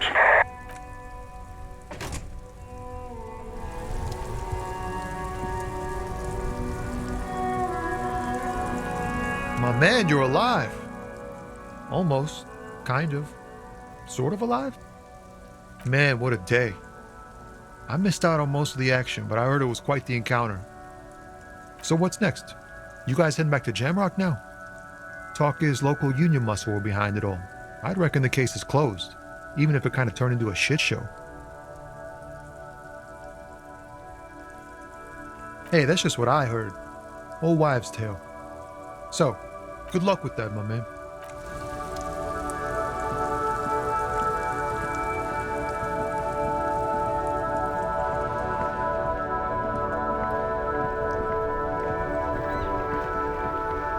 The worn and beaten wooden plank. We can sit on bench. You can revisit the bench. Mon Dieu! You set it on fire!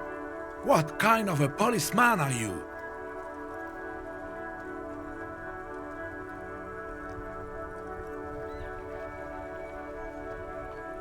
Oh, well, thank you, officer.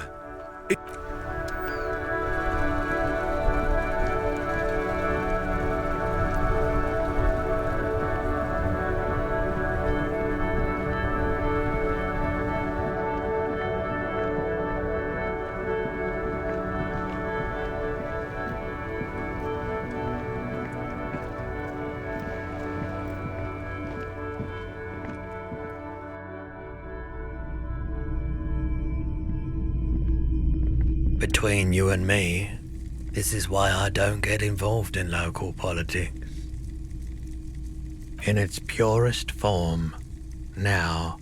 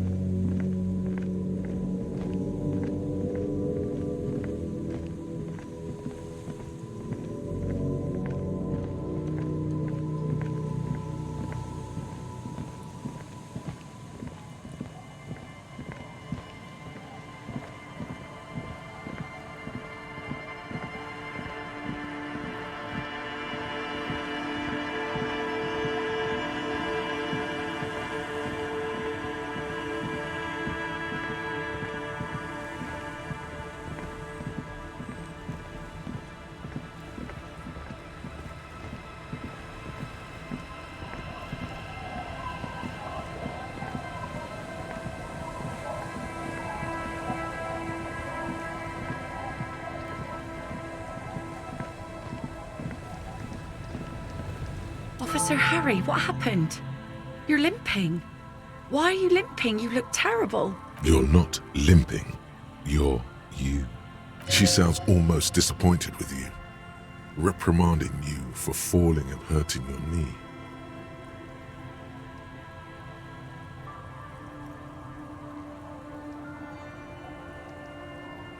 Look at you can barely walk.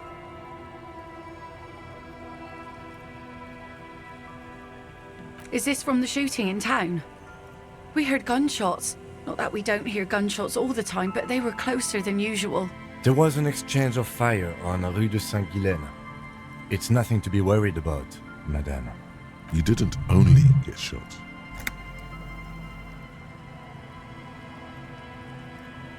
Well, good for you. Of course. That won't be a problem.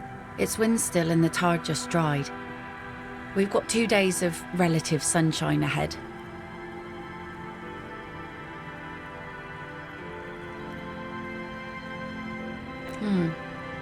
Used to be some kind of fortification there before the war. For the communards.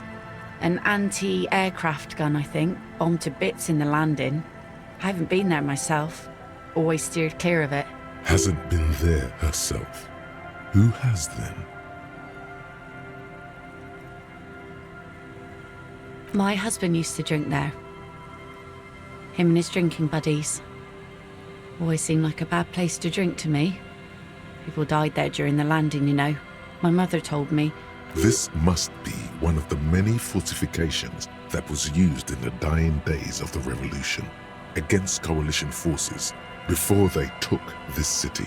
The kids sometimes go there too. I know they do, on rafts. I tell them not to, but they bring back old bullet casings and such. The twins. God forbid they bring the girl along on some rickety barge. Can we maybe ask your twins about that place before we go? Be my guest. They have a strange way of talking. See if you can get anything useful out of them. Well, most of it's sunken. Underwater. That means concrete underwater. Cut your boat if you're not careful. Be sure to enter from the south side. Water's deep there. Aye, aye, Captain. I'm sad to hear that. Take care of that with Ether, will you? Don't get too many RCM men round here. Be sad to lose the first one. That's cool. You boasting your bacterial infection like that. If you promise to bring it back, and no scraping the hull, I just got it nice and yellow, and no drinking on the boat, and no joyriding either. Of course, ma'am. It's only for a day or two. Official police business. Aye. The crow's feet disappear from the corners of her eyes. Please be conservative with the fuel, will you? Just filled her up, but it...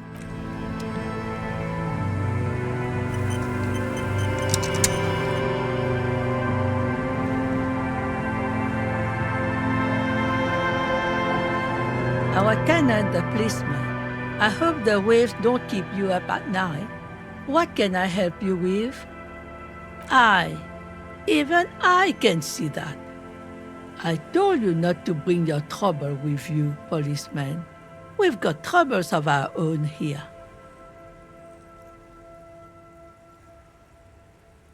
Though I suppose you took the worst of it. Turns out you were your own ill omen. I'm not sure those were the loss of the men with guns either. There are always more coming for your kind, officer. Then we'll be ready for them.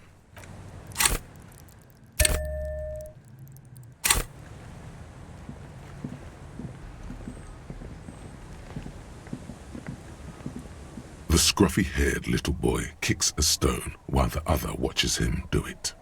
Yes. Yes. It doesn't look like he knows what that means. On that island? That's, nothing. It's just a seafort and some plants. You can take a raft there. It's great. And we make a fire. We make a fire. Mm-hmm. Gather the sticks for the fire. And bullets. Or not real bullets, empty bullets. Bullet shells. There are a lot of them left over from the war, but this could be important. I don't know what those are. They're lights. The fire guy comes and asks us to put the fire out. Your nerve endings sting from the mention of a guy. They must mean a human being on that island, but it's cut off. No. Yes. Let's go with yes. Because he asks to put the fire out. I don't know. He doesn't like it. He don't like people to be there. You shouldn't go. Yes.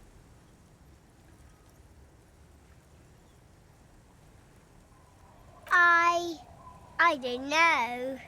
Did you mean there are electrical lights? Yes. No, he doesn't live there. No, he lives there. Been there twice, 2 times. He doesn't live there. He isn't there sometimes. Anything else? What does this guy look like? I don't know.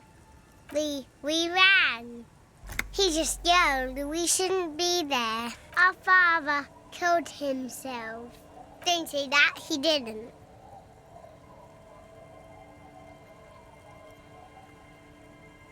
I don't know. Doesn't even have anything to do with this, you. Father isn't the fire guy. The two things are unconnected. Your question didn't make sense. There's Lights, fire guy. We should check up on that island.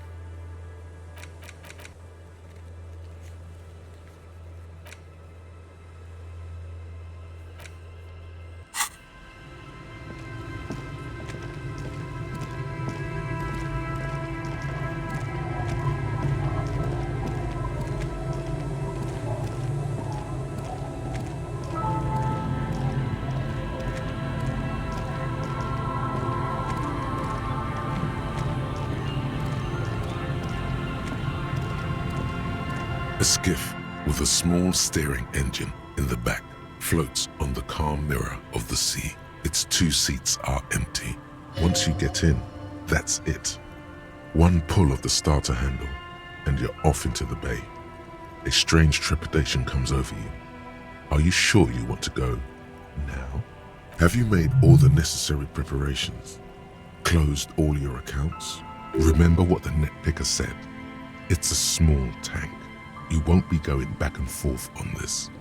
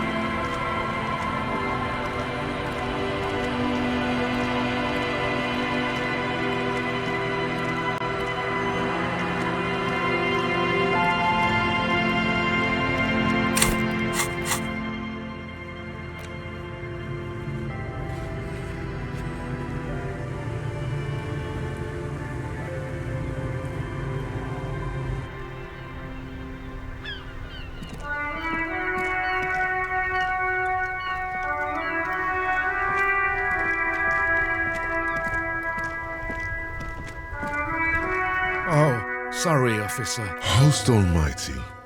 He's a total bummer now. Officer, I just can't...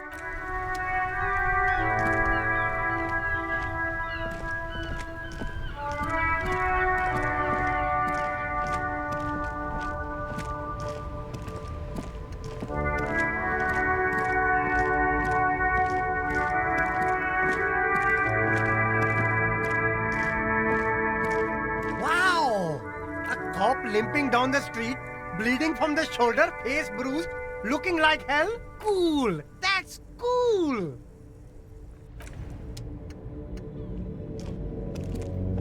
You keep coming back!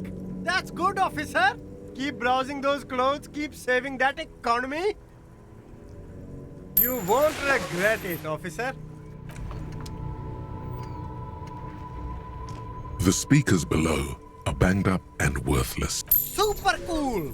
Now the premium lifestyle is yours, officer. The sneakers seem to vibrate in your hands with The junk is yours, officer. Happy listening! The shine on these sunglasses like a good starter pair. A man who knows his sporty and practical, officer. Everything's still cool.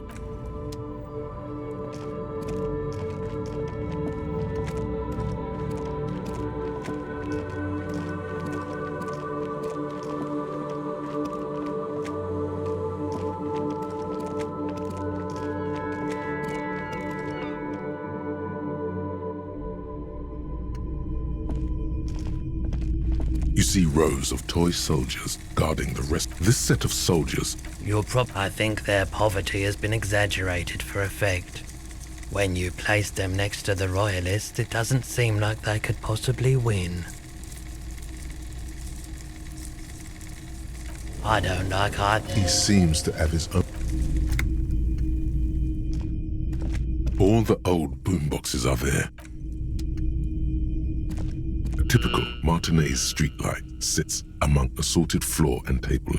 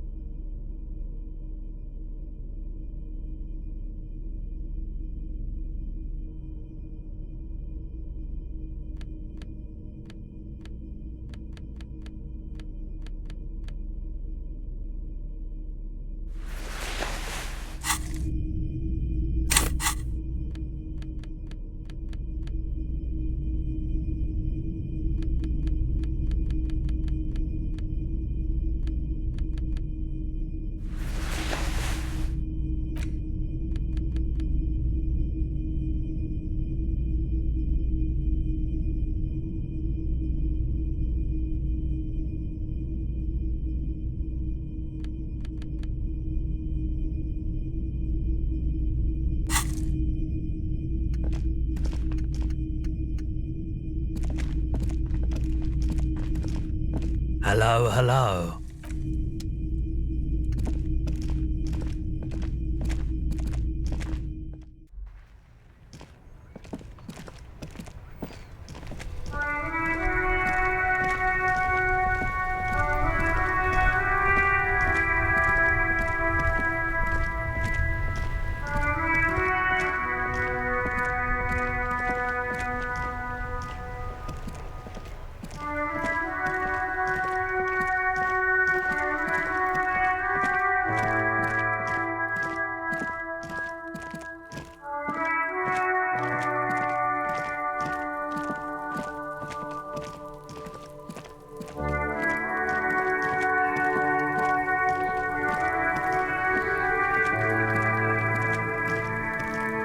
Someone says you started crying in the middle of a firefight and then bled like a pig. I guess that was cool. People, they say you'd kind of died for a moment, that you let your shit out already, but then came back. So I guess that's what's cool now. Just don't think because you got half your dick shot off and you're an invalid now, Kuno's gonna treat you different. Kuno doesn't reward weakness. It's business as usual with Kuno. Kuno's cold like that. Feels good for some reason. The fuck do you want with it? Good call, Pigmite. Watch out. Who knows?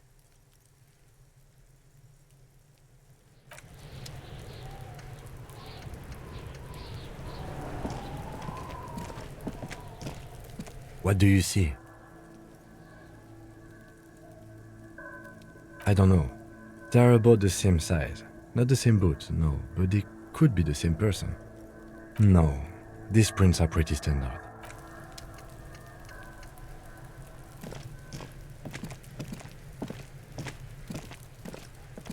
I'll die before I squeal, pig.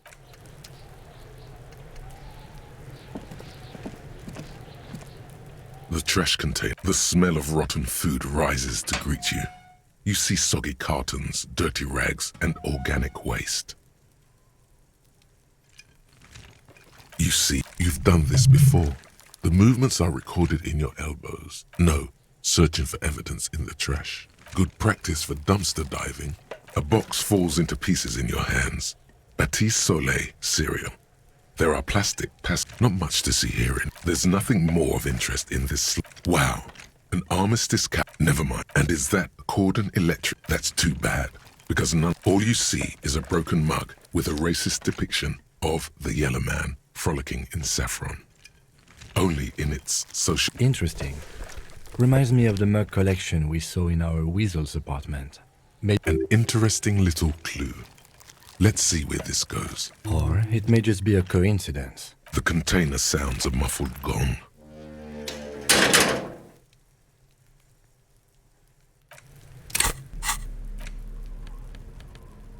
It's just a racist mug. What's there to read here? Oh boy, here we go. What are you going to say about a broken, tossed away mug that you dug out of the garbage?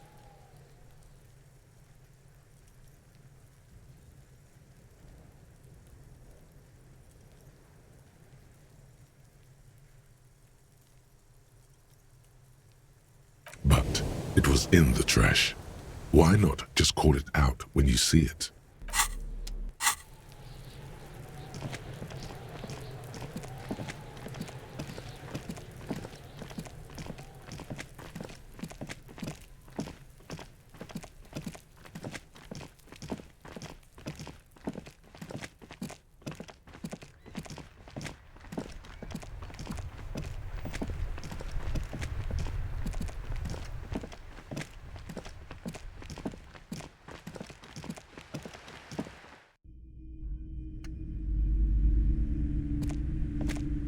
Oh my god! Things have gotten out of hand! I thought the psychic stuff was bad, but the crime! It's even worse! I haven't been able to come to work for 3 days. The shop has been locked. No sales, gangbangers running around, shooting everyone. I know I shouldn't have bought a shop in this ghetto. And you! Oh my god! Just look at you!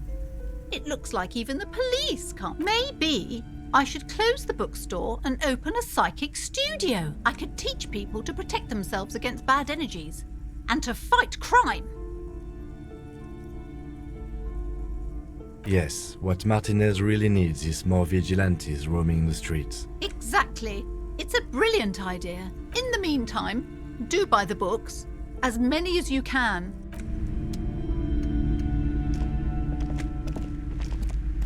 A small mountain of colourful board game. Wonderful choice, sir. If you say so, but you better... Hi, Ace Detective.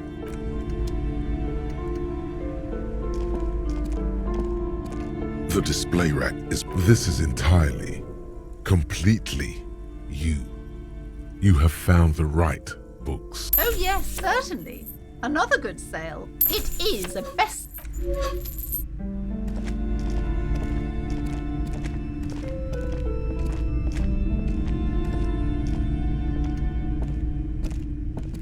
Shelves filled. Shelves full of bio. Several maps. The maps look old and faded. This bookstore is.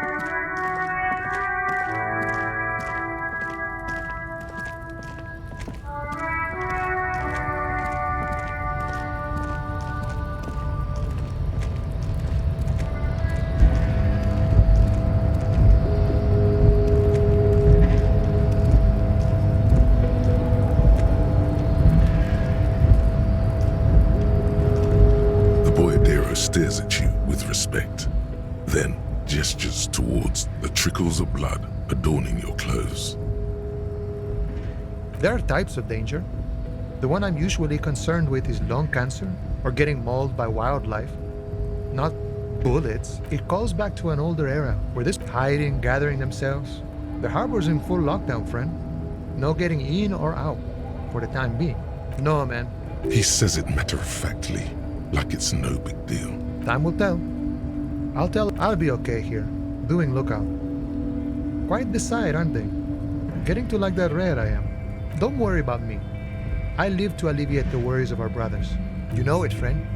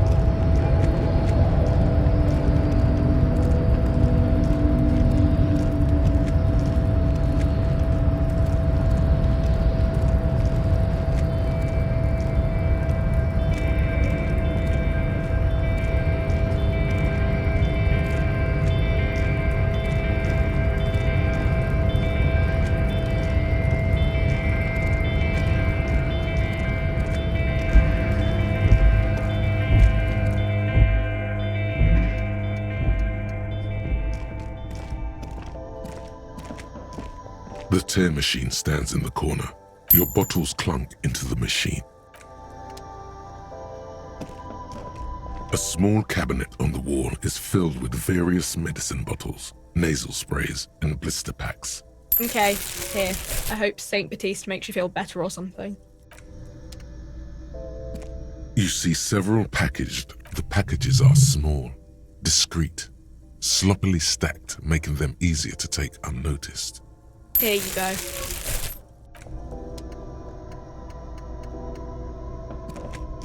A colourful Again, I'm obliged to inform you that... is this about the questions again? Because I don't really know anything.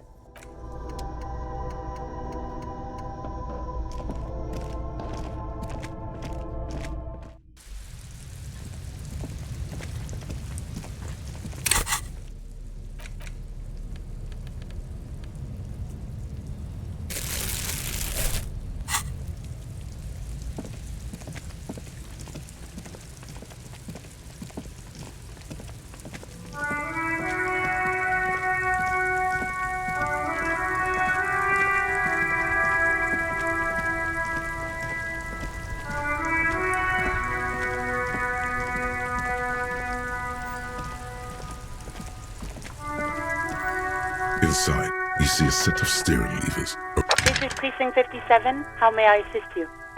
Just a... 10-4, I know I already wrote it in a report, but it will stay on my desk for a few days. 10-4, sir, roger that, and very glad to hear it. I will roger that, 10-10, over and out.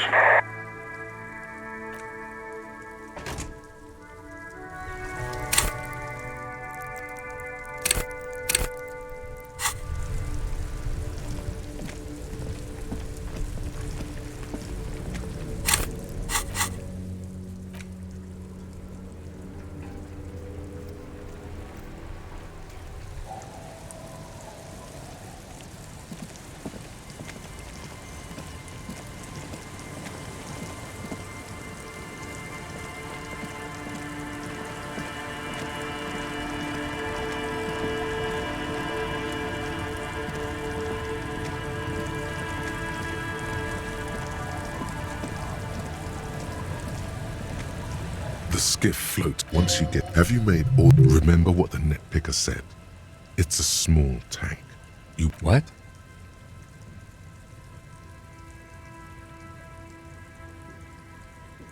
Fine. Let's blast SAD FM then. SAD FM is a radio station specializing in sad, slow rock songs. You seem to know its frequency by heart.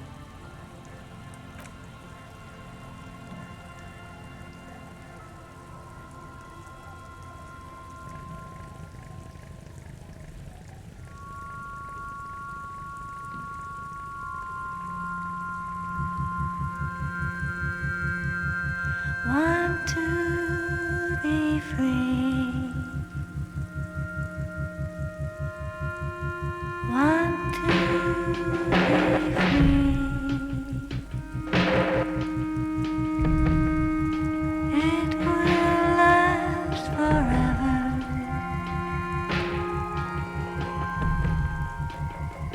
Eternally.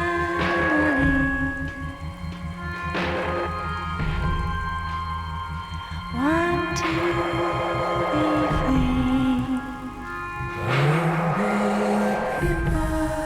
Want to be free.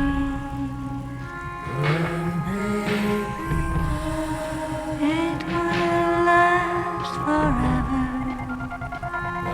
Want to be free.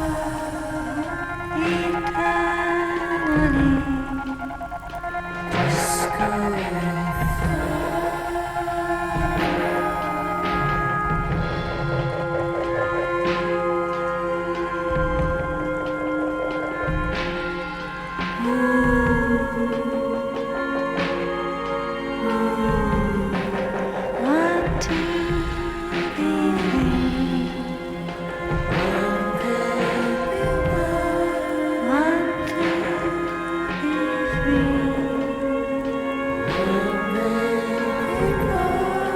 It will last forever.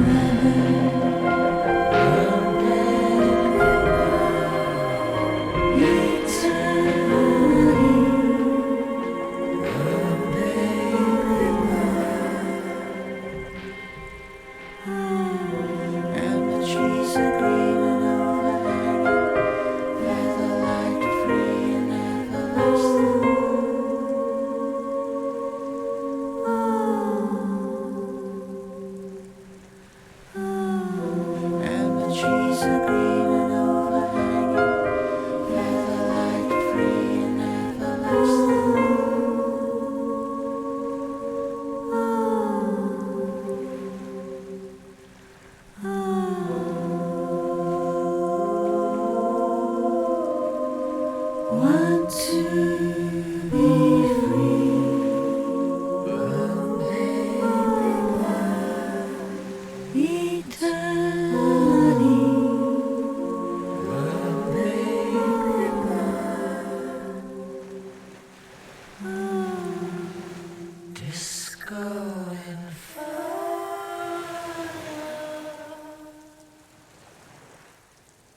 The boat comes to a slow stop. The lieutenant turns the engine off. Then there's silence. In the silence, A sputter of wings. A flock of quails takes off in the distance. There is very little wind here today. The ghost is standing still. You look at your arms, then the cliffs above you. Let's go.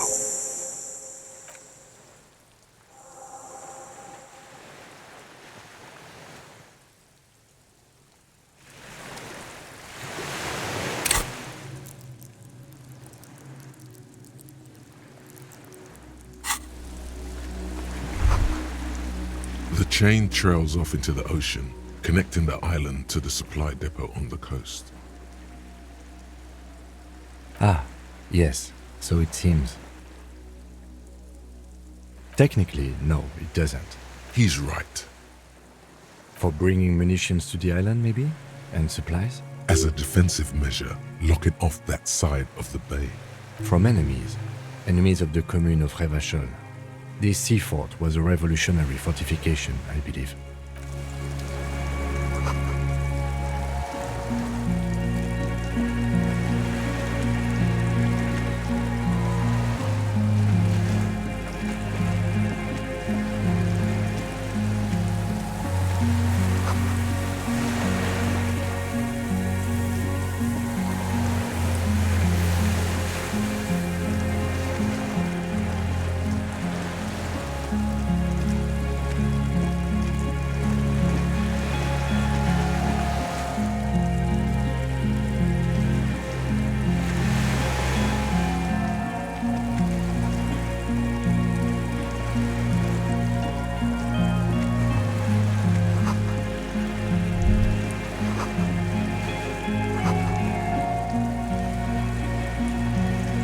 Yes?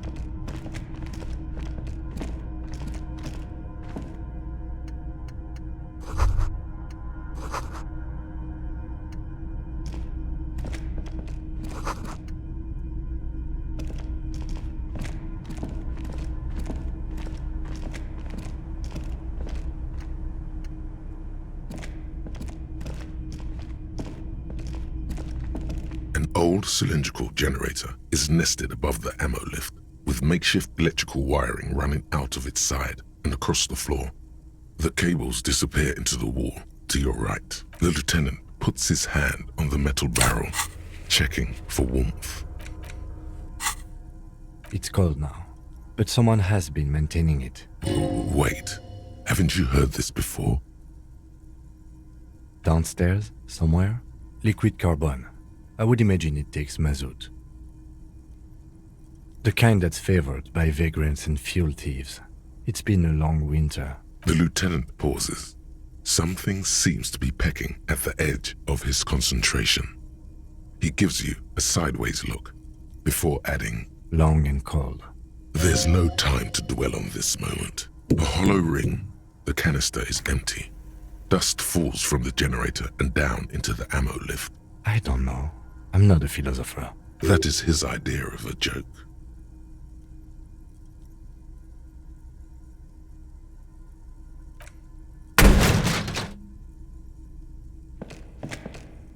A small agony.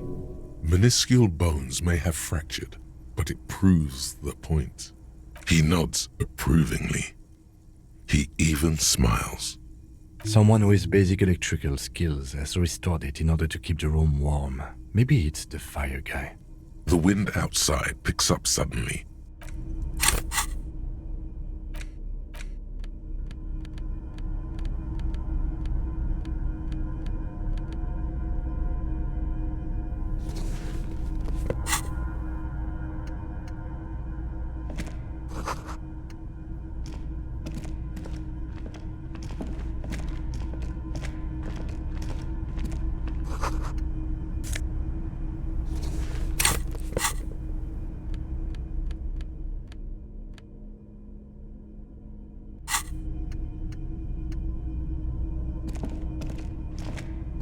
There's a greasy old spring mattress in the corner, resting on piles of soft-cover books.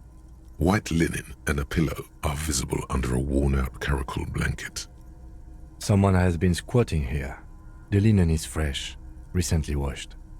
You force the rest of the sentence out through pain, thick as molasses, no longer able to hear yourself speak.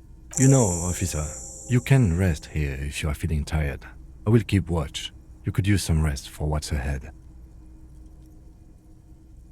Yes, anytime. You don't have to be a hero.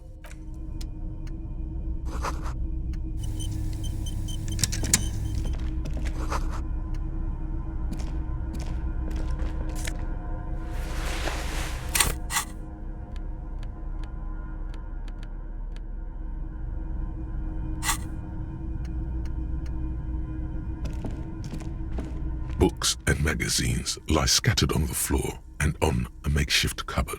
Most are soft covers, serialized fantastique and detective stories from the 20s and 30s. This disparate digest includes the classic Animal Adventures, popular depictions of man versus nature by amateur naturalists T&T Harpin, husband and wife, widely read by people from all walks of life. Who doesn't like nature among what is mostly commercial fiction and serialized stories? You find a magazine cathodique for electrical engineering. Then it's back to pulp. Light erotica, an international thriller about circuit benders. Someone's made themselves a home.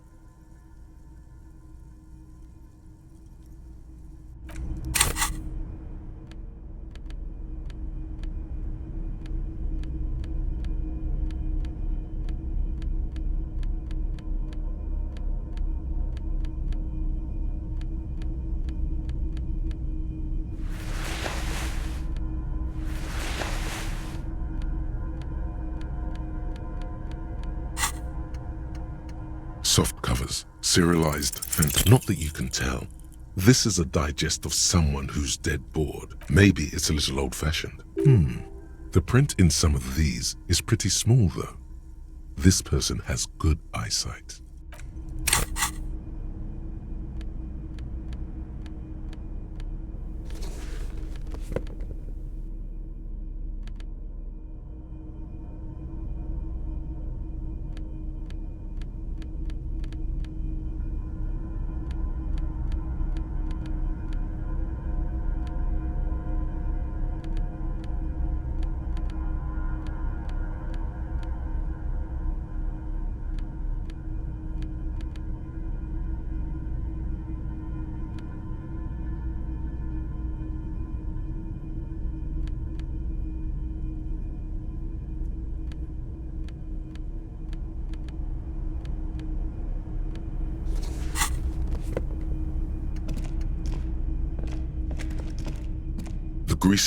The bed is quite... You face the concrete wall.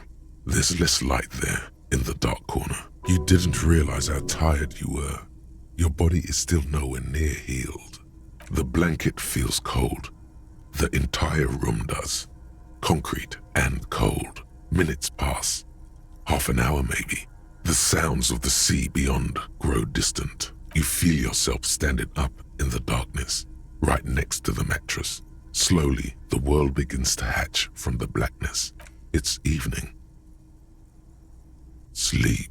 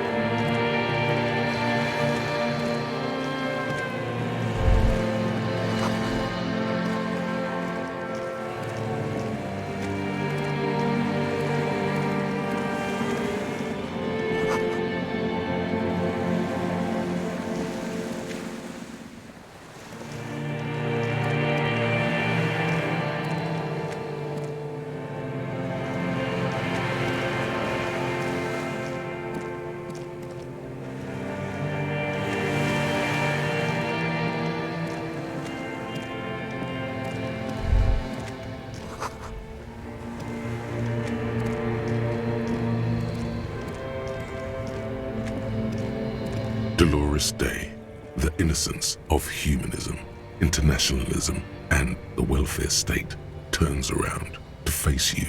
She has an airship airbag in her hand. She seems to be in a hurry. Okay, don't say you need to talk right away. Melt the ice first. This way you're already talking. But you don't even want to talk to her.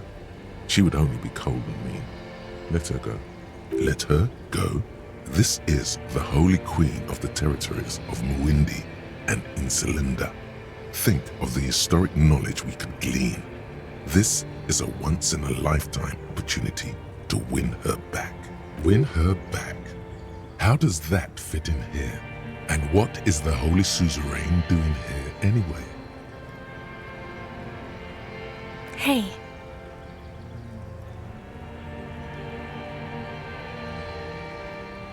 I'm doing really good, actually. Both professionally and romantically. I've come to a fulfilling and peaceful period in my life. Well, how are you doing, Harry?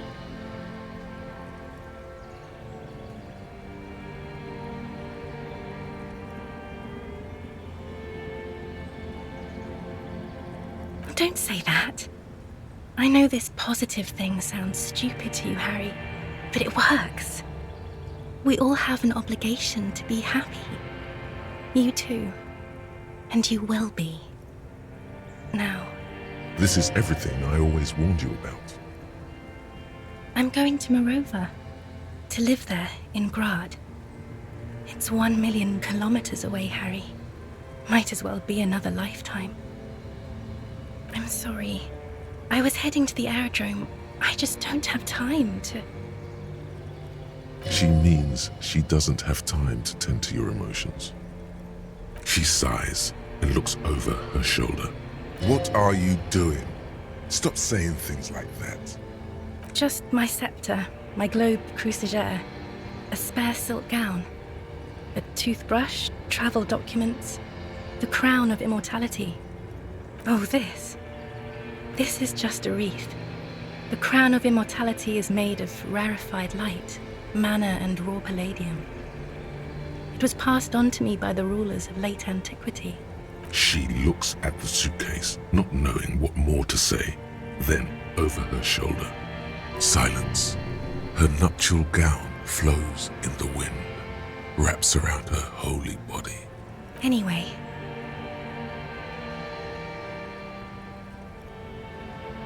No, Harry. It's just regular skin. I'm not as beautiful as you always thought I was. Let's not get into. She does not answer. You have to say something. The poetry thing is not going to help. It's only going to make things worse. I really have to go. I don't even know how you got here. I'm sorry. I'm foam. All I can do is foam. It's meaningless. No, Harry. No. I don't want a massive, epic showdown. I want to go to the aerodrome. I have tickets for the 10:20 flight to Morova. Really, we don't have anything to talk about anymore. Every combination of words has been played out. The atoms don't form us anymore. Us. Our love. Our unborn daughters. It's all gone. I have to go to the aerodrome. I have to leave Revachol and you. And you have to be alone. In hell. Forever. That's just the way it is. Oh God, whatever you do, don't try to kiss her yet. Not after that. You're still reeling. You'll fall over if you try it now.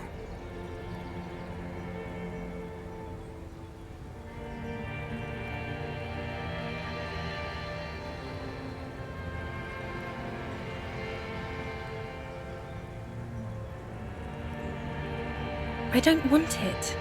It looks expensive. I don't want it.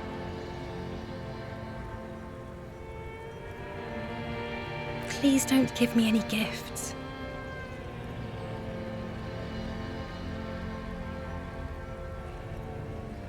It's not. But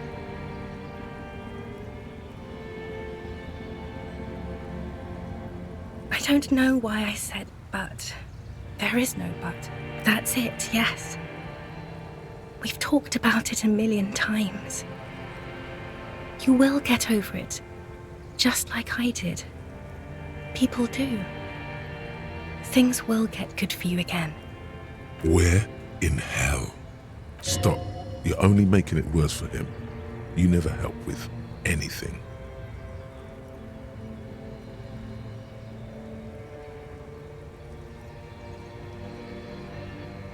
See? It just takes some time. For you, I think it'll take something like 20 years, maybe. It was hard for me too. I used to think I couldn't live without you. But I can. She keeps her shoulders squared and her back straight. But it's clear you're still making her sad. It's not. It's just not possible. It's like eating rocks. You just can't do it.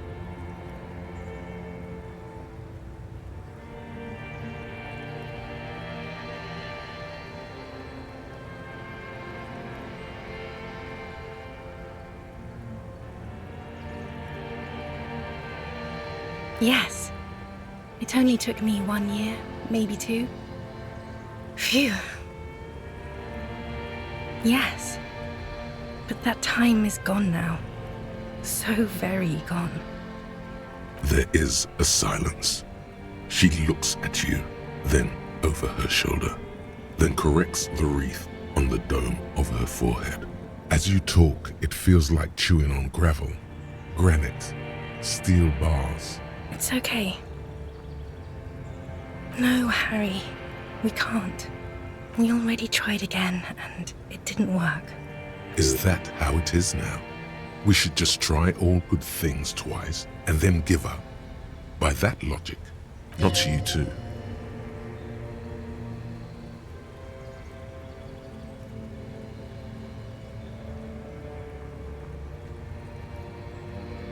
I don't know. Please.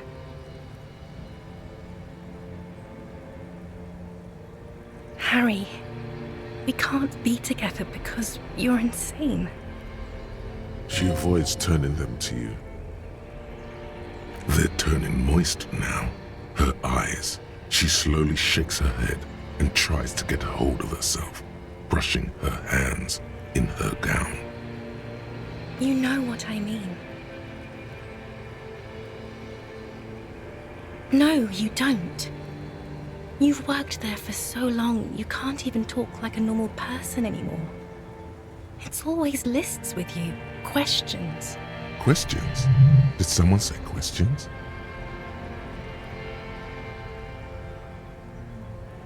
This is another one, isn't it? We're in a tree right now.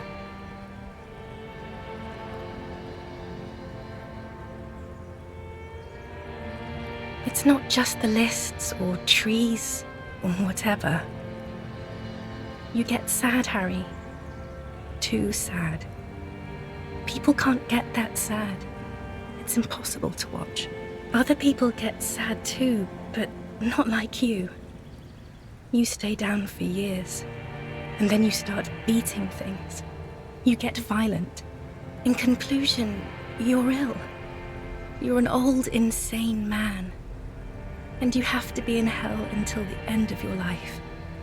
And I have to go to Morova. She doesn't know what to say. Yes, okay. I'm glad.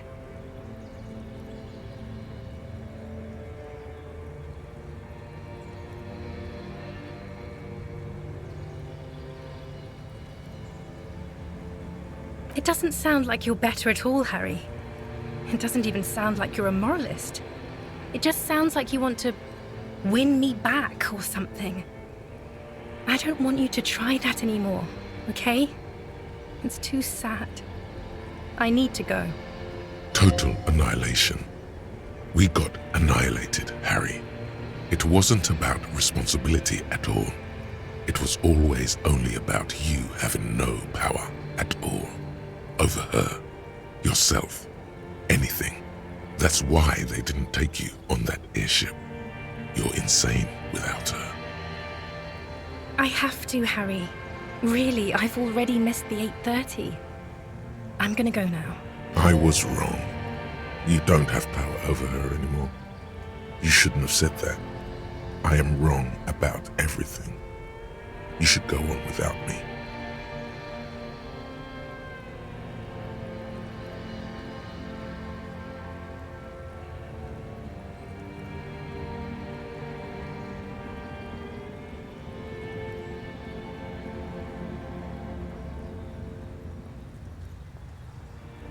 That was someone else. I betrayed her, overwrote her, and I'm happier for it. And I'm really going now.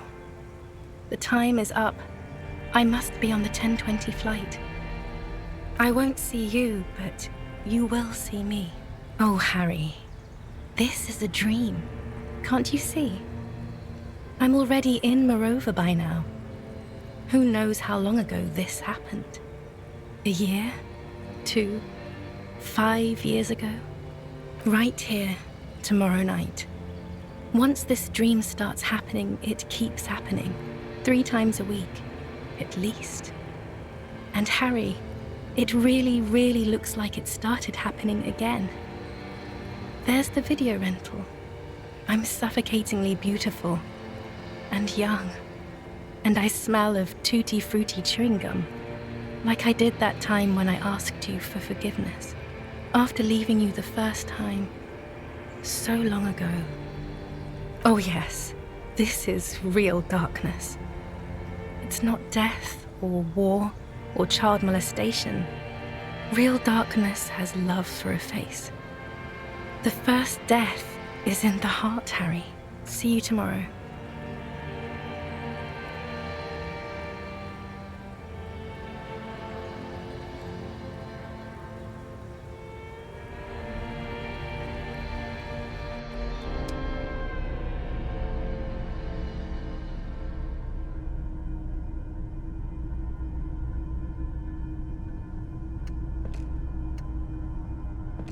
You're up quick.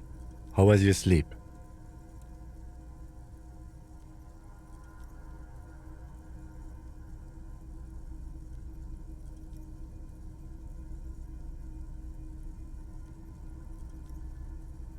I did not want to wake you. Perhaps I should have? Was it a job dream? The lieutenant nods solemnly. I understand. We've all been through similar things. It can be overcome. Are you sure you're okay? You thrashed around and you bolted up, half covered in blood from your wound.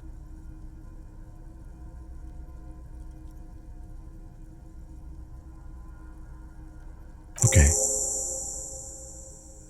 He's still worried. You must have really thrashed and squealed in your sleep.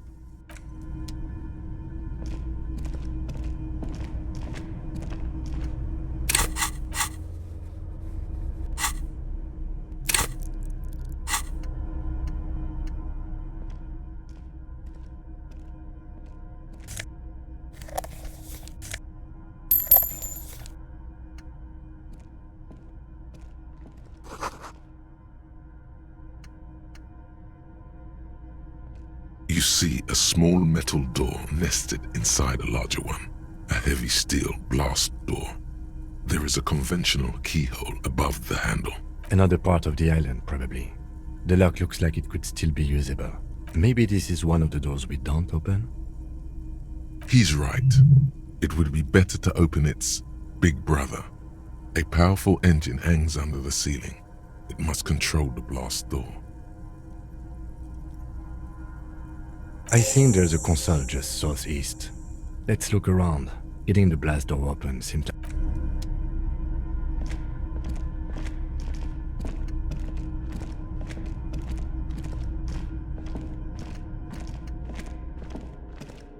Green paint flecks off the monoblock aluminium cabinet. There are rows of switches on the front panel, a frequency band, and even a keyboard. The keys rattle like teeth.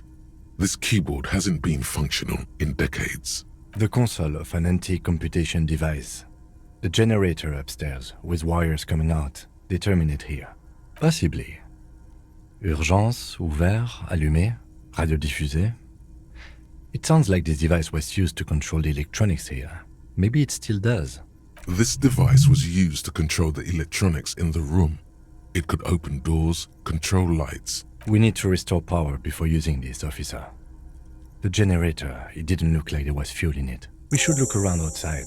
There are barrels all over. Maybe one of them still has something in it. The boat engine.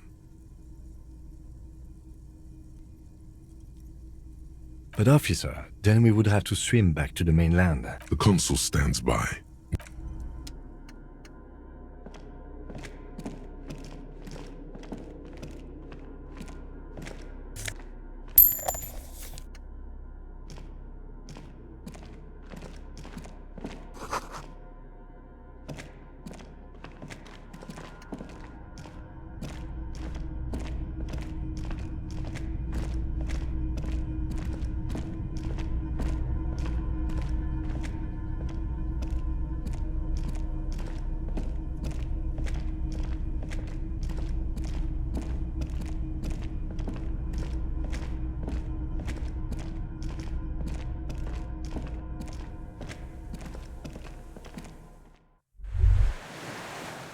ICM?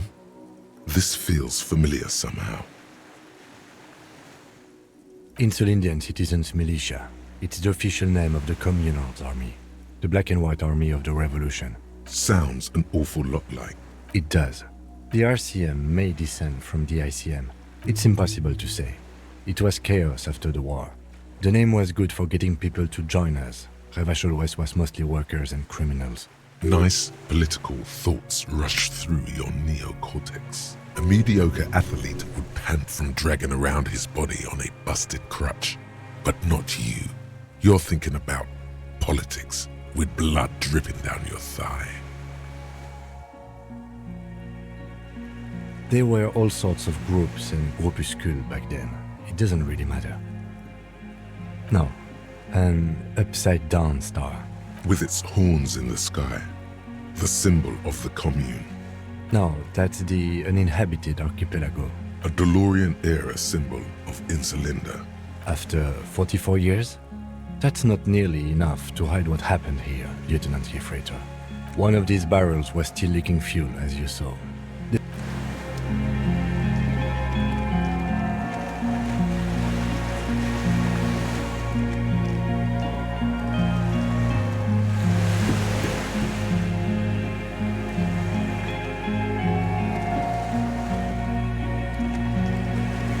Yes?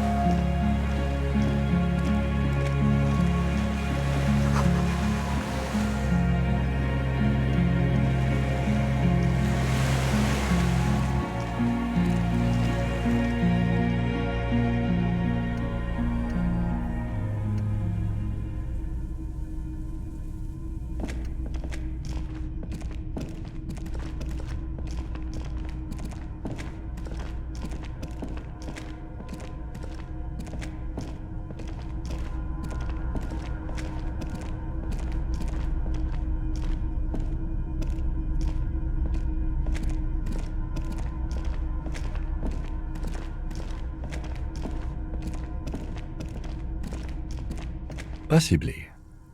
Urgence, ouvert. This device was used to control the...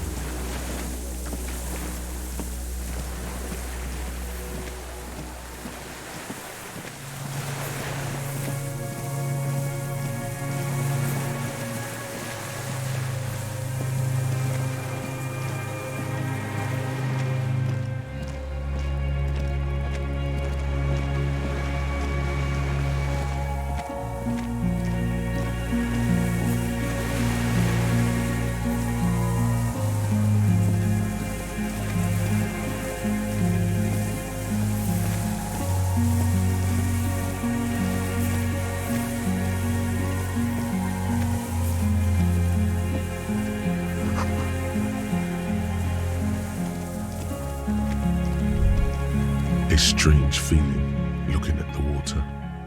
Maybe you should just wander off into the sea, leave it all, and walk in with a bottle in your hand, always.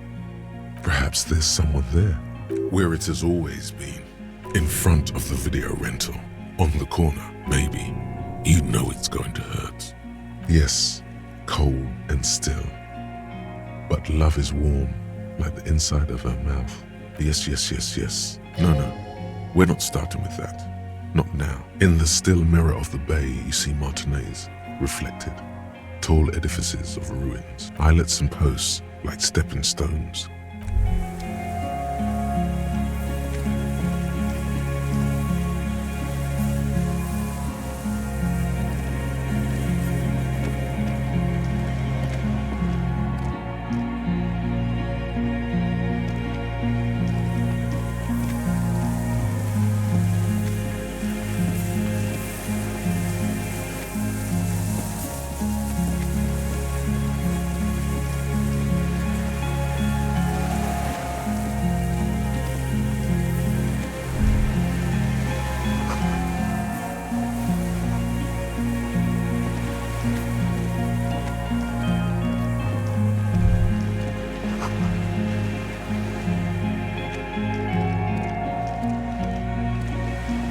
There's a rain-soaked mattress on a concrete slab, only half covered by the crumbling roof. At the head of it, double embrasures, firing slits. B triple prime. This looks like a good place to shoot from. No, wait. This is important. I have a feeling. What can you see? A single-person mattress, modern, civilian use. Brand name, Marjorie. There's a fuel stain on the cover, along with cigarette burns, and an empty can of beans on the ground next to it, filled to the brim with cigarette butts. The silhouette of a tobacco picker adorns the paper filter. The brand, Tio Moteri.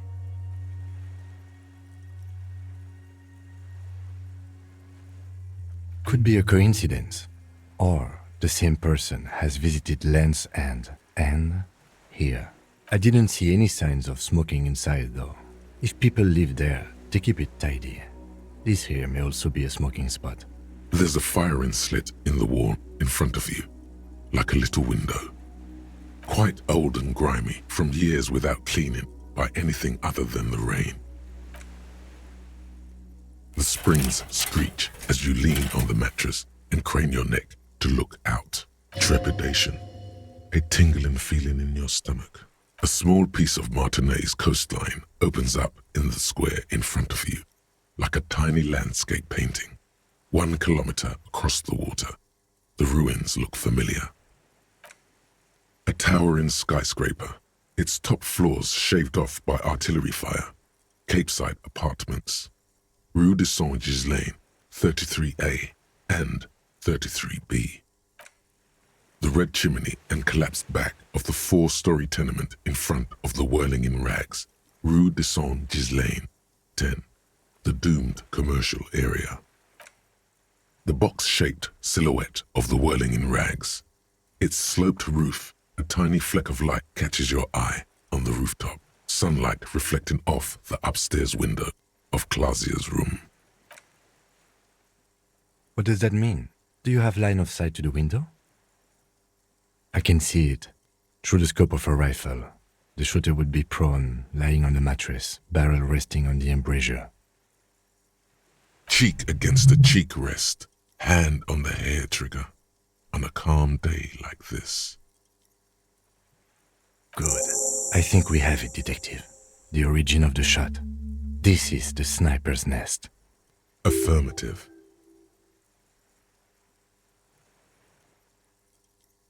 Nothing pointed here. Many leads pointed elsewhere.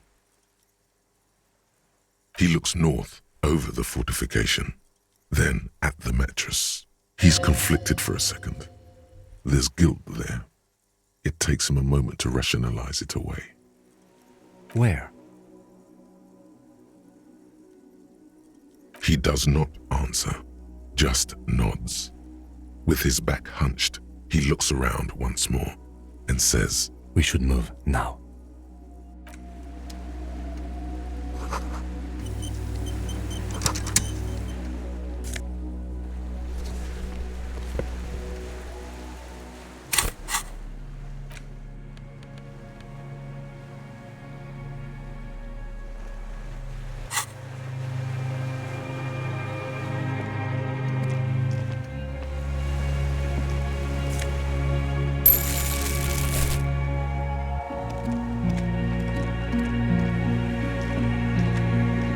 There's a rain-soaked B triple prime.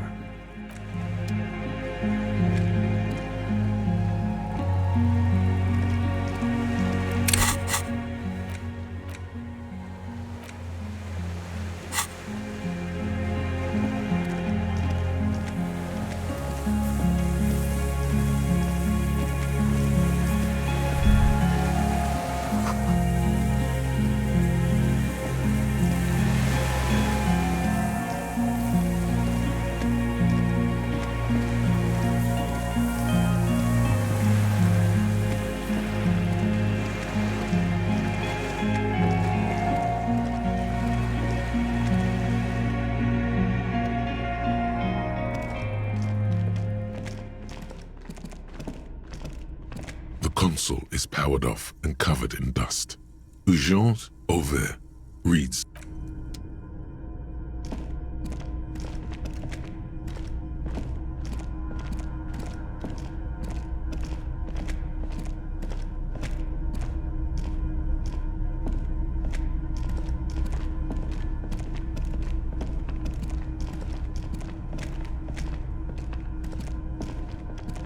this old cylindrical generator. The lieutenant assists you, holding the canister up to the fuel tank as you tilt.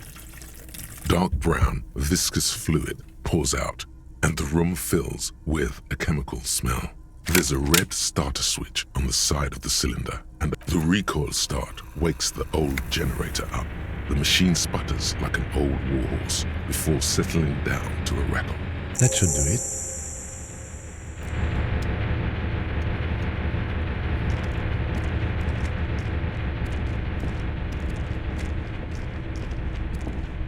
Soft covers, serialized.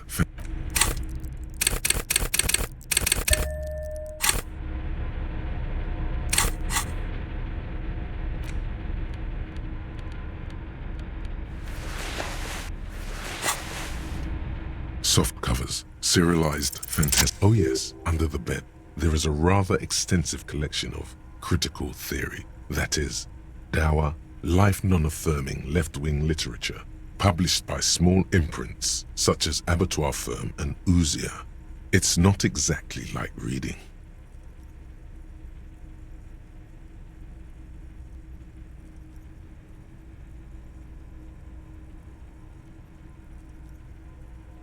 Ouzia.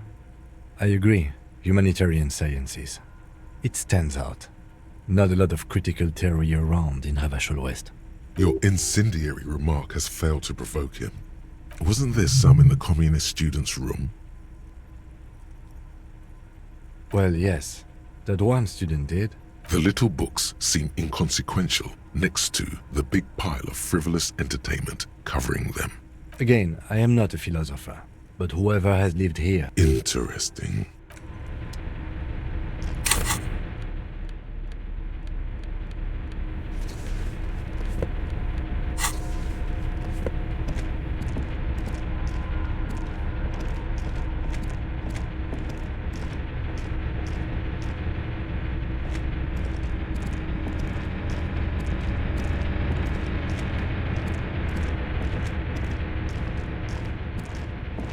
Dim golden glow and it's on.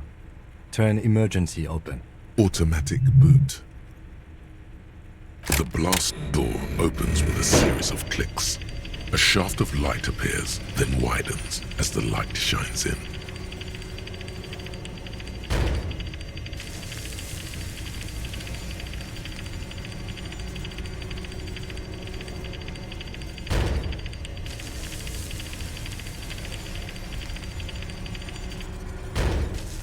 After you.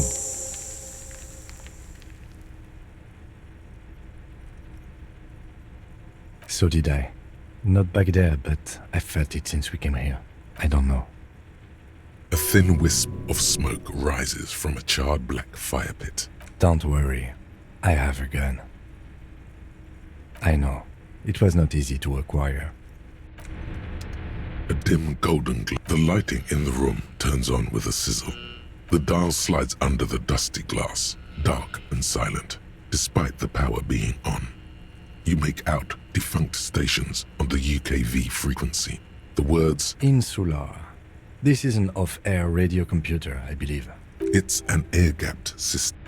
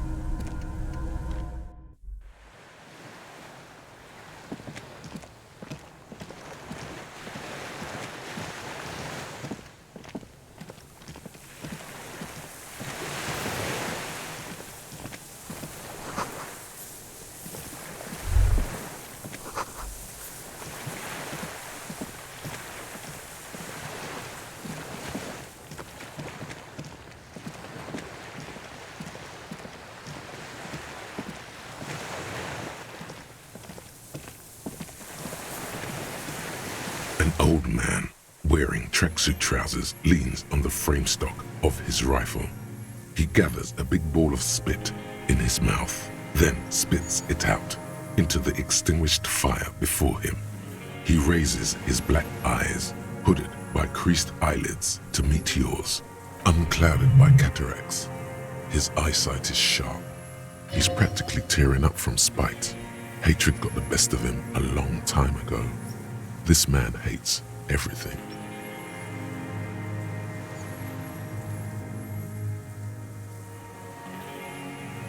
The what now? I can't hear you. I may have. All sorts of little rats have come sniffing around, trying to give up the position. The position? Sounds like a hiding place. Fire guy.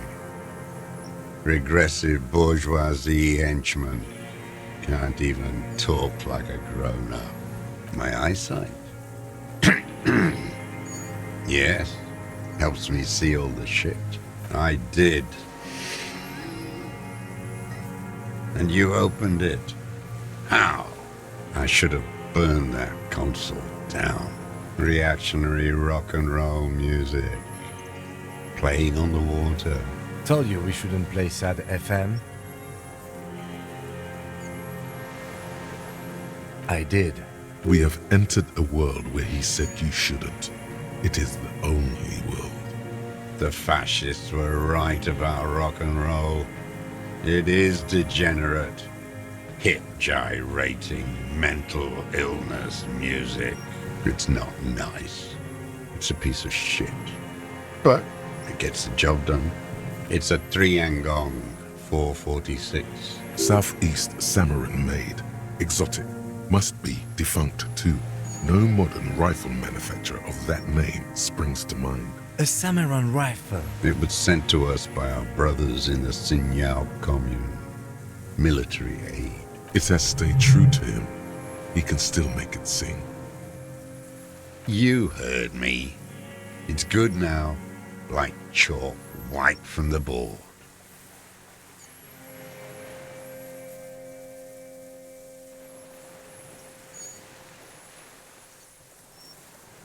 The lieutenant pulls his pistol from the holster. You are a glorified night watchman. This is a service rifle. I can only lay it down before an enemy commander of corresponding rank. His elbows rest on the frame stock, calmly for now. But he may still get it in his hands. looks like he knows the weapon.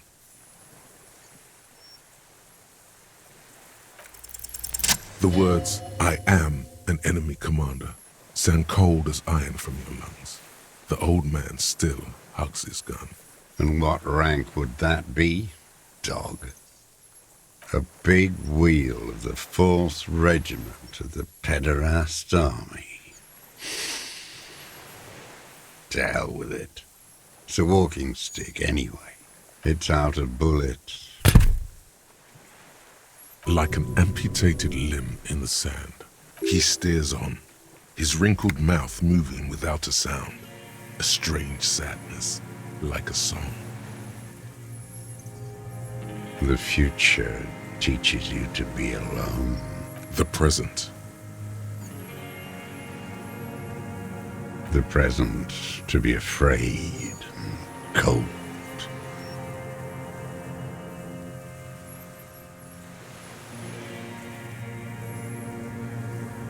Real music. Real Brilliant Cult. That's La Révacholière, not your rock and roll misanthropy. Chanson de soldat of the black and whites. You need to address that remark.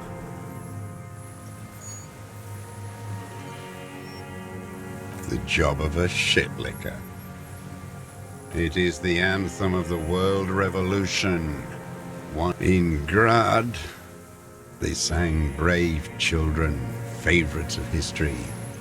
And in Sinyao, it was some Samaran shit, I guess. Everyone has. They named a fucking perfume after it. Talk to her.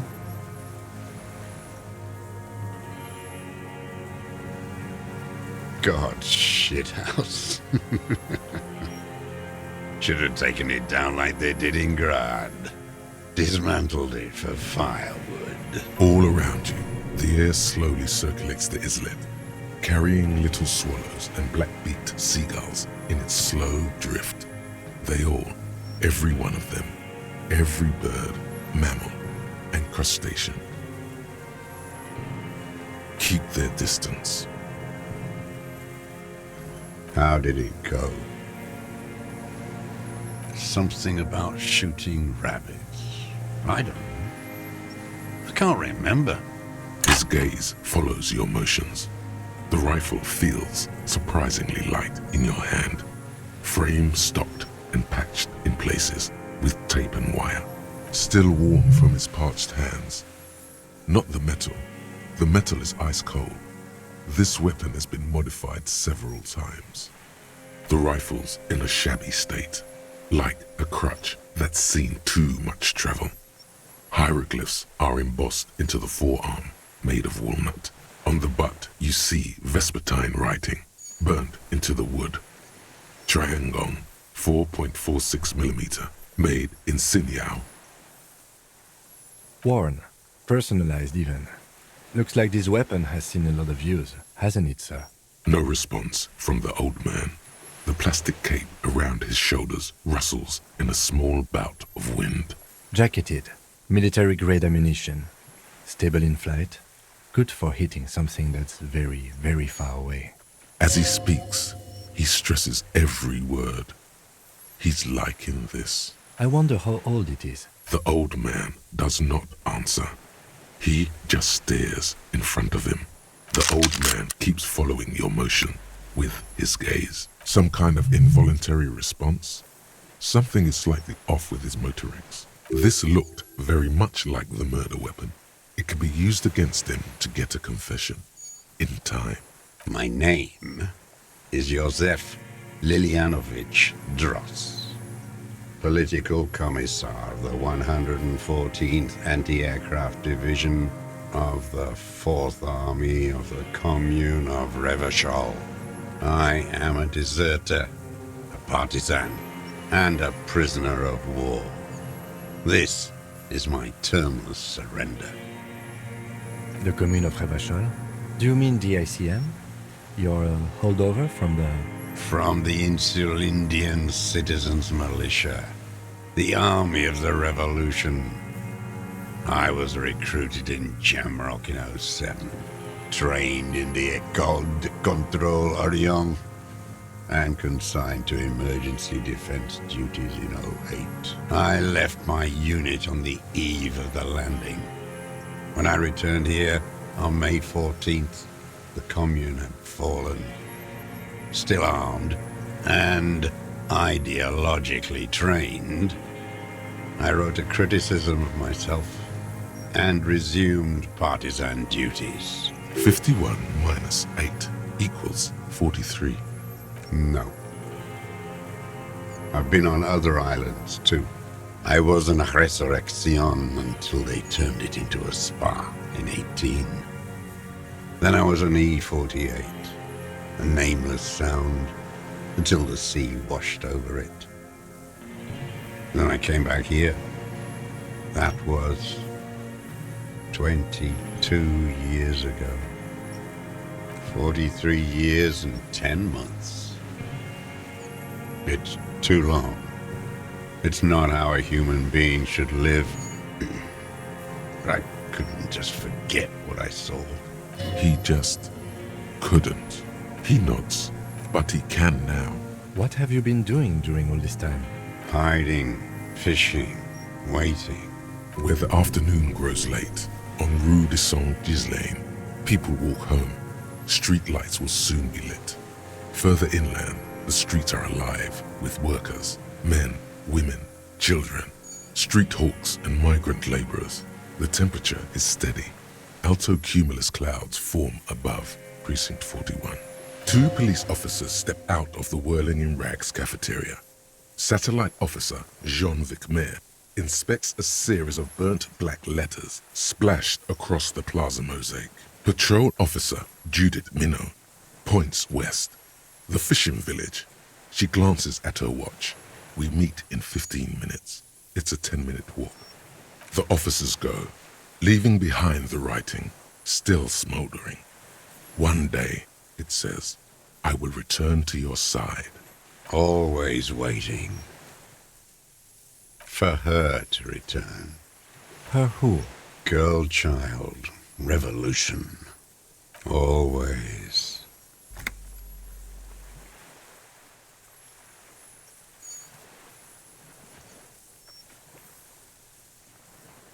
Good. The material base for an uprising has eroded. The working class has betrayed mankind and themselves. The historic opportunity for our revolution has passed.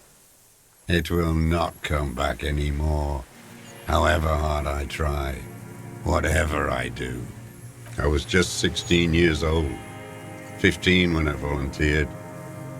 I had a lapse of faith. And of courage, too. You could say I misunderstood the historic role of the proletariat and thought Mazovian socioeconomics were fallible. For a second, I doubted the irreducible laws of historic materialism. A second is all it took for reaction to take hold.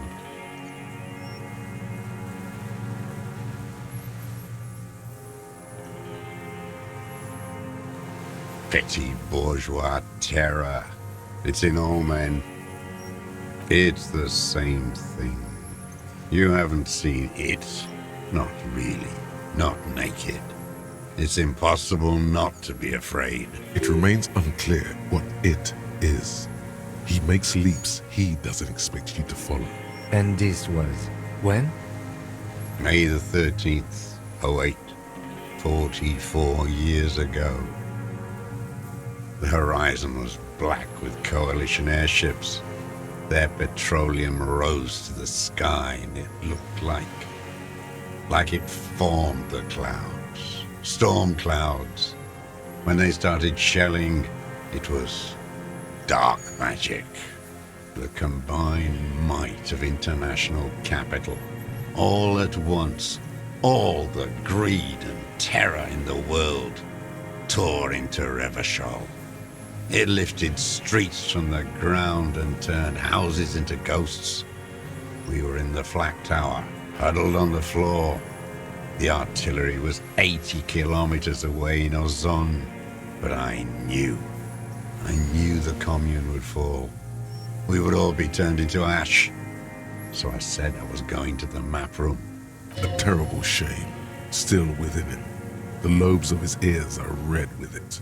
The shame and smallness of what he became. Nah. I climbed the chain link across the water and hid inland, in the bunkers there, like the weakest of the weak.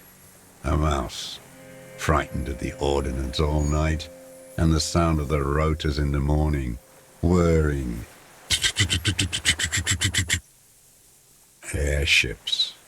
I climbed out into hell. The landing was complete. The chain was submerged. I had to swim back. The fortress was half submerged too. Shattered. They'd all drowned in the lower levels, or got torn to shreds above. The anti-aircraft gun had malfunctioned. So had I. I left them without ideological direction. It was real. I'd seen it. I'd seen it in reality. The mask of humanity fall from capital. It has to take it off to kill everyone, everything you love. All the hope and tenderness in the world. It has to take it off just for 1 second to do the deed. And then you see it, as it strangles and beats your friends to death. The sweetest, most courageous people in the world. You see the fear and power in its eyes. Then you know that the bourgeois are not human.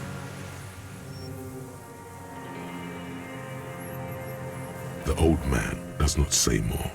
Those black eyes of his keep piercing you as he looks to some great distance and shakes his head slowly, retreating from it.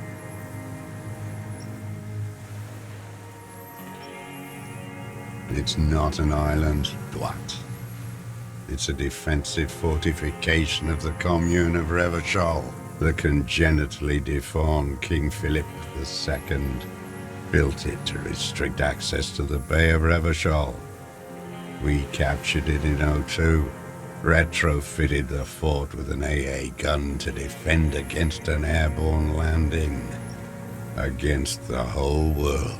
Coalition military called it Operation Deathblow. I later found out Deathblow. You're one of them. Tell me, who speaks like that? We had 50 million people on Caillou alone.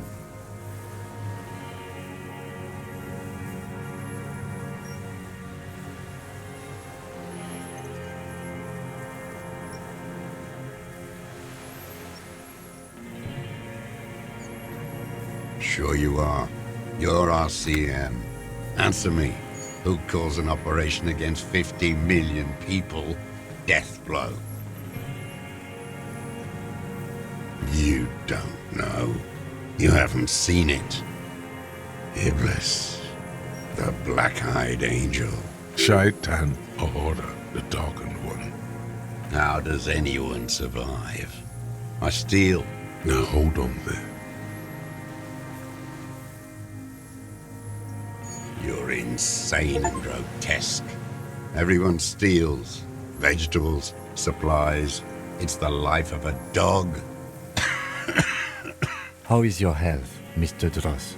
I've been throwing up blood since winter.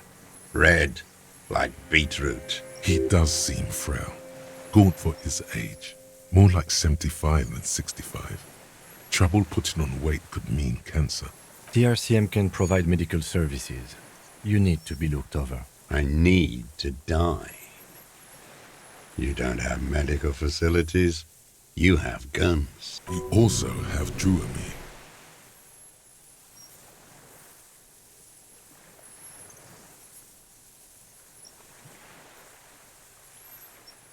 There's nothing to look over.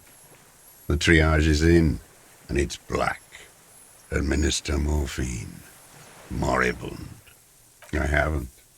I have holes in my brain. Years missing, others filled with pain only. A decade of I don't even know what. Inferno? I would imagine it gets tremendously difficult, mentally, to live in isolation. Traitors. It's better alone. I watch the people of this city turn the lights back on, more and more each year. Ruins, glimmering in the dark, like a fucking merry-go-round. It's disgusting. Are they not heartbroken? How could they have moved on? It was hard in the tens. I didn't have partisan training. They were searching for stragglers, those bloodhounds. There were posters. We communards still hoped, and they needed to snuff that hope out. The East capitulated. Martinez and Cold City were turned to dust. But Jamrock, Forburg, even Coron, and Boogie Street, of course. Those fucking kips had Marsov coursing through their veins. And others too. Some cordons of Revachol was still fighting. There were cells. I tried to contact them. At night, I used a dinghy. I only went after dark then. When I got to the city, I stayed underground. Patrols, you lot, the commons too. They'd started snitching. In the city, you move underground? From bunker to bunker. Not anymore. No one cares now. I don't even have to hide. They think I'm another antisocial vagrant. I could walk straight into that town if I wanted. I don't want to. They're all traitors. Pigs, rabbits, and dogs. Men without ideals are only animals. He does not want to see life moving on. So you finally found it. There must have been a small squadron's worth of arms in there. Elmer Graves, right?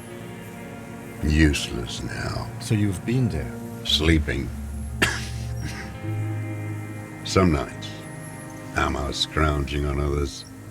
Those McGraves were shit, even before they corroded. You feel the dots connecting. Little dots on the map he's walked across. The propaganda bunker. Propaganda bunker? They stored leaflets there. Broadcasting equipment, too. Made broadcasts, I think. Propaganda officers. I buried them with their leaflets.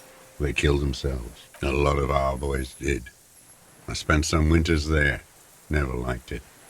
Kept thinking of them. No need to go underground anymore.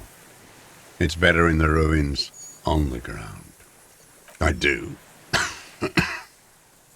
They're good. Plenty of tar. I like that boy on the pack, too. The old man looks across the water at the city. You're with the RCM. The coalition-appointed mob that enforces bourgeois morals in Revachol. The so-called Lieutenant W. Freighter. You're the RCM. You represent the Moralist International, the enemies of humanity who took this city. I represent their adversary, le Parti Communiste d'Insolande. Take me to them as a prisoner of war. I have relinquished my weapon. I can no longer serve. No superiors can relieve me of my duty. You bulldoze them all to a mass grave for trying to free humanity. A spray of blood from his mouth. Rene, the royalist on the coast, said. Liberal reactionaries signed that instrument. Traitors who should have been burned alive. I answer to the Communist Party. Is that part of why you've been here all this time? Because the party didn't surrender? He just wipes the blood from his chin. You're insane. Radio shows, speed racing, sporting goods. None of it is real. No, I am not a soldier. I am an ideological officer. I belong to the party, not the army. trained in historical materialism, then assigned as a political commissar by the party. These things used to mean something. The old man does not answer. He tilts his silver head and looks at the reeds. His job was to assure the army answers to civilian control and follows the ideology of the Commune. Scientific communism. A commissaire politique is a knight philosopher of the revolution, a future human. Awakened from shutdown by the promise of ideology, he was like a cleric, a shepherd. No, the opposite of that. A future human, not a human of the past. He nods slowly, then another tremor.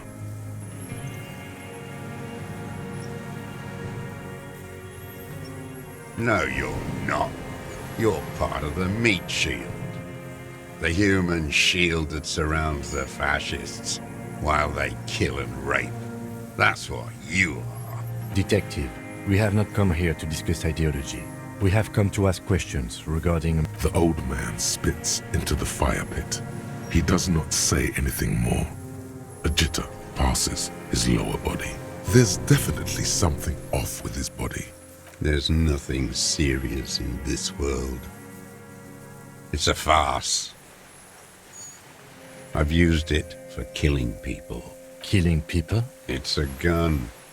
That's what they're for. You want a moralist euphemism? Defending your family and your property. I haven't done that. I've used it to kill people. Interesting. During or after the war? There is no after the war. Class war is never over. So he's continued killing after hostilities ended. This is it. You can feel it, like battery acid on the tip of your tongue. Something you haven't felt in a while. But this is what you live for. This is the shit. The great serotonin jackpot. The solution. Go in straight. No euphemisms. He doesn't like those. No. Be careful now. Slow and steady does it. Make him repeat it first. Don't mess this up. Remember, he wants to tell you. Get personal.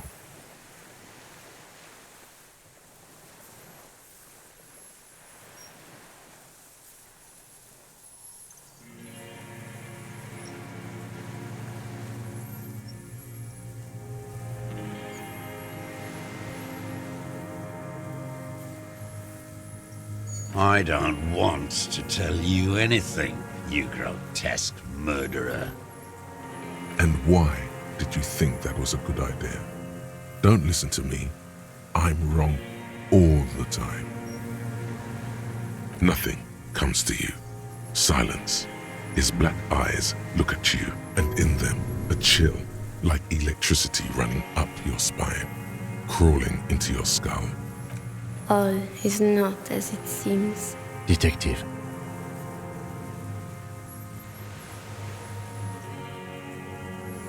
The who now? He heard you. He just wants to hear you say it again. This is dramatic flair on his part. Right choice. We're in. Do it, sire.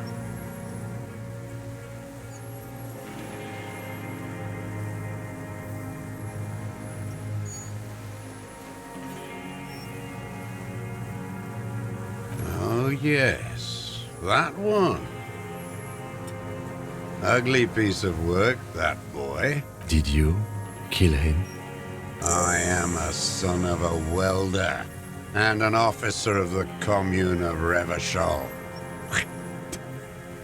I do not collaborate with murderers and pederasts of the liberal regime. Exhaust him with proof. Pile it all on him. Get a confession. The gun. The murder weapon is the perfect opener.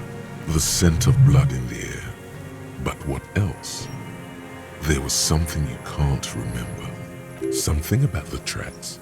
Suddenly, all those tracks are so confusing. Go with something else first.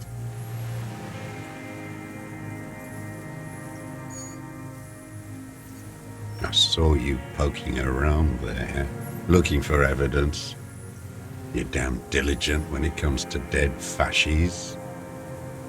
Did you like the view? You had direct visibility. There are embrasures in the concrete, specifically meant for a top follower to use. And you had a long-range rifle in your possession. You've been here a long time, Mr. Dross. Too long. You clearly need medical aid. I'm ready to die. I've done my part. He's practically admitting to it. Dead fascists for fascists. Done his part. Just one thing remains unclear. The rifle does not seem to have a scope. Forget about your stupid fucking scope. I don't know where it is. He lost it. He just doesn't know where it is. Forget it. You're sad for your fascia brother, aren't you? One twig got broken. Now the others are sad. Almost. He almost burst out there. Keep piling arguments. Anything.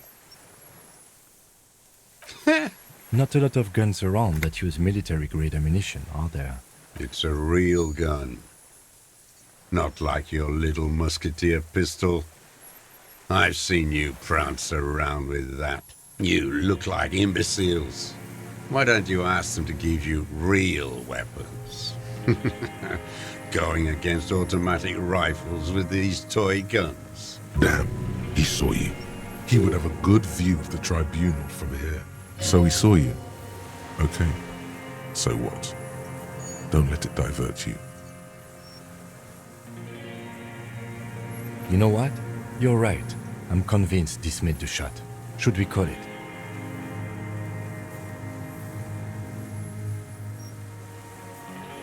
Good. This feels good, doesn't it? Tearing things up like this. When you have the murder weapon, you have the killer. Murder. This pushed him, but not enough. Just a little more. Wait, here it comes. The goddamn Maybells. The dried Maybells on Clausia's roof. There were Maybells in the grass when you got here. Wait, don't forget the footprints. The diagonal prints in the dust in the secret space behind Clausia's bedroom. Now, they're gonna come up. You got it. Remember? The boot prints were like no modern soul. Maybe don't beat yourself anymore, though. You're not immortal.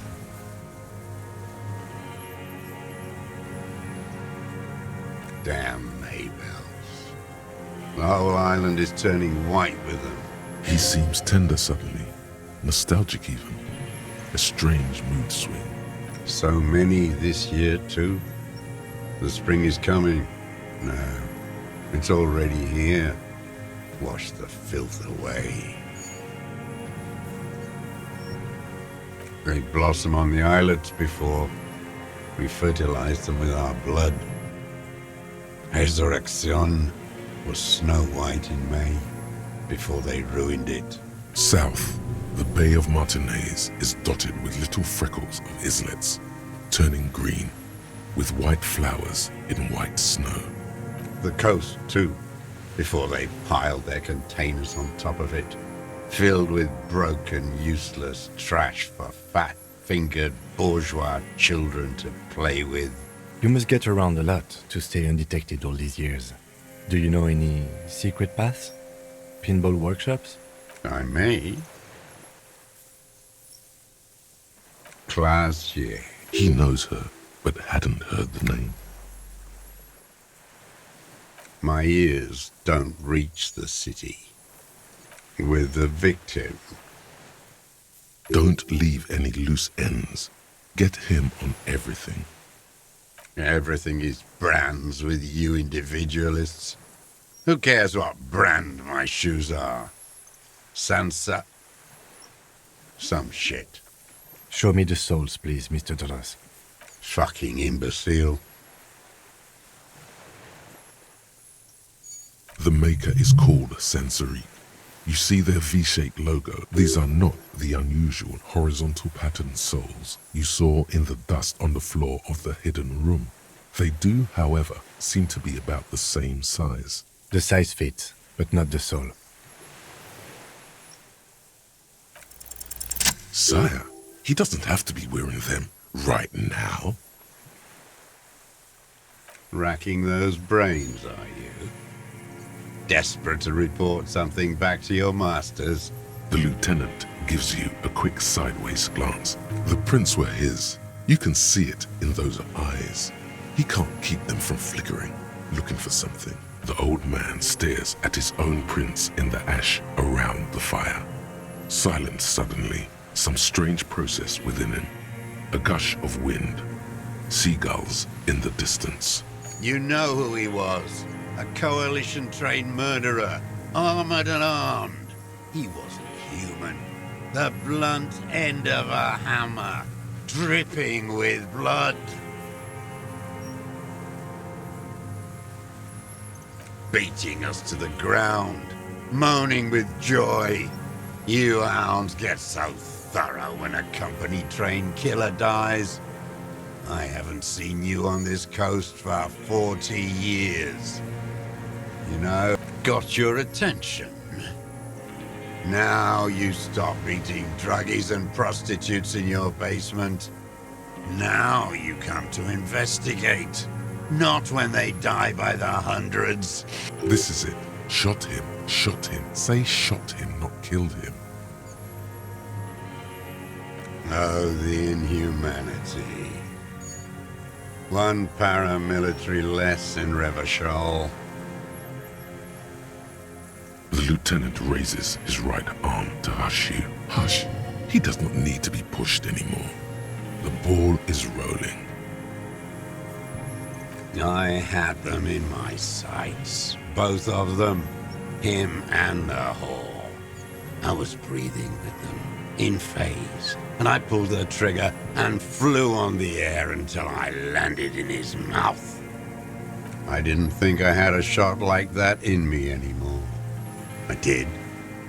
I saw him kneel there with his mouth full of death, and that stupid look on his face.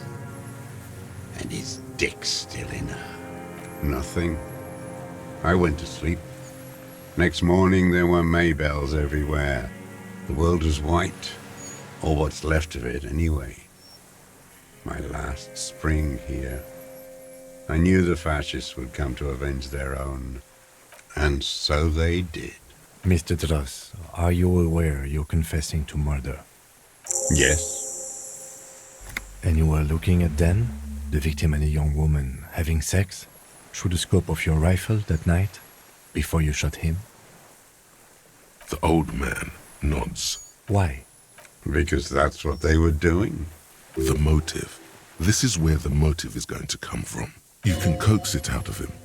The lieutenant's preparing the ground. I don't understand. Do you, detective? I don't understand this part. I'm always looking. Are you always looking through the scope of a rifle? I'm just trying to understand. A rifle's scope has the best magnification. And if you don't like it? Click. Yes. Think of it as a form of critique. He will not stop now. These dialectical materialist types never do. Exploit it. You got him going. Connect every little piece now. Wrap this up like a gift.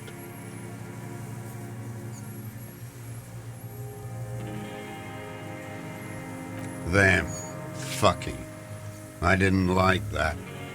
Jealousy is a reactionary concept. I didn't like the Reaver enjoying himself. Drugged out, soothed in the arms of a young woman.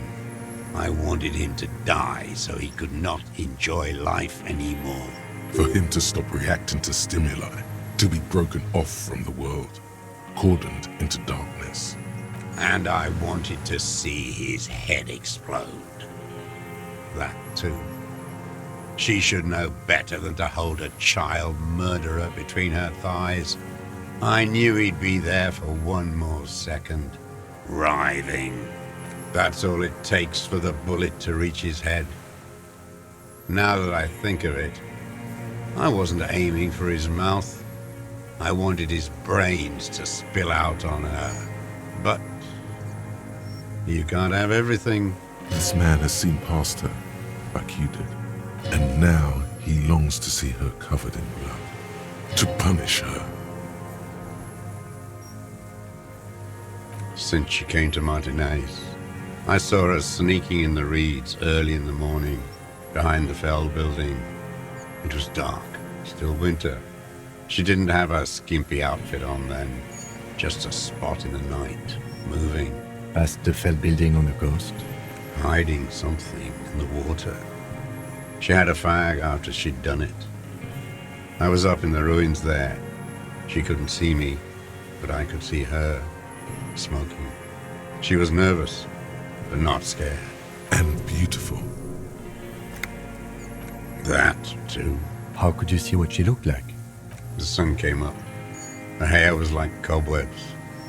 She smoked more fags and snorted a line of whatever shit she was on, right there. She needed it just to move. Her passport and tickets to Villiers. In the free state of Seminine, hidden away at the edge of the earth, near the Pale. Yes, after she'd gone. It was a submersible. Well made, actually. Sloppy. We should have gotten her to tell us about this. Did you take the documents? No, I put them back. Why would I take them? I'm not going to phone. Oh, I mean, I did.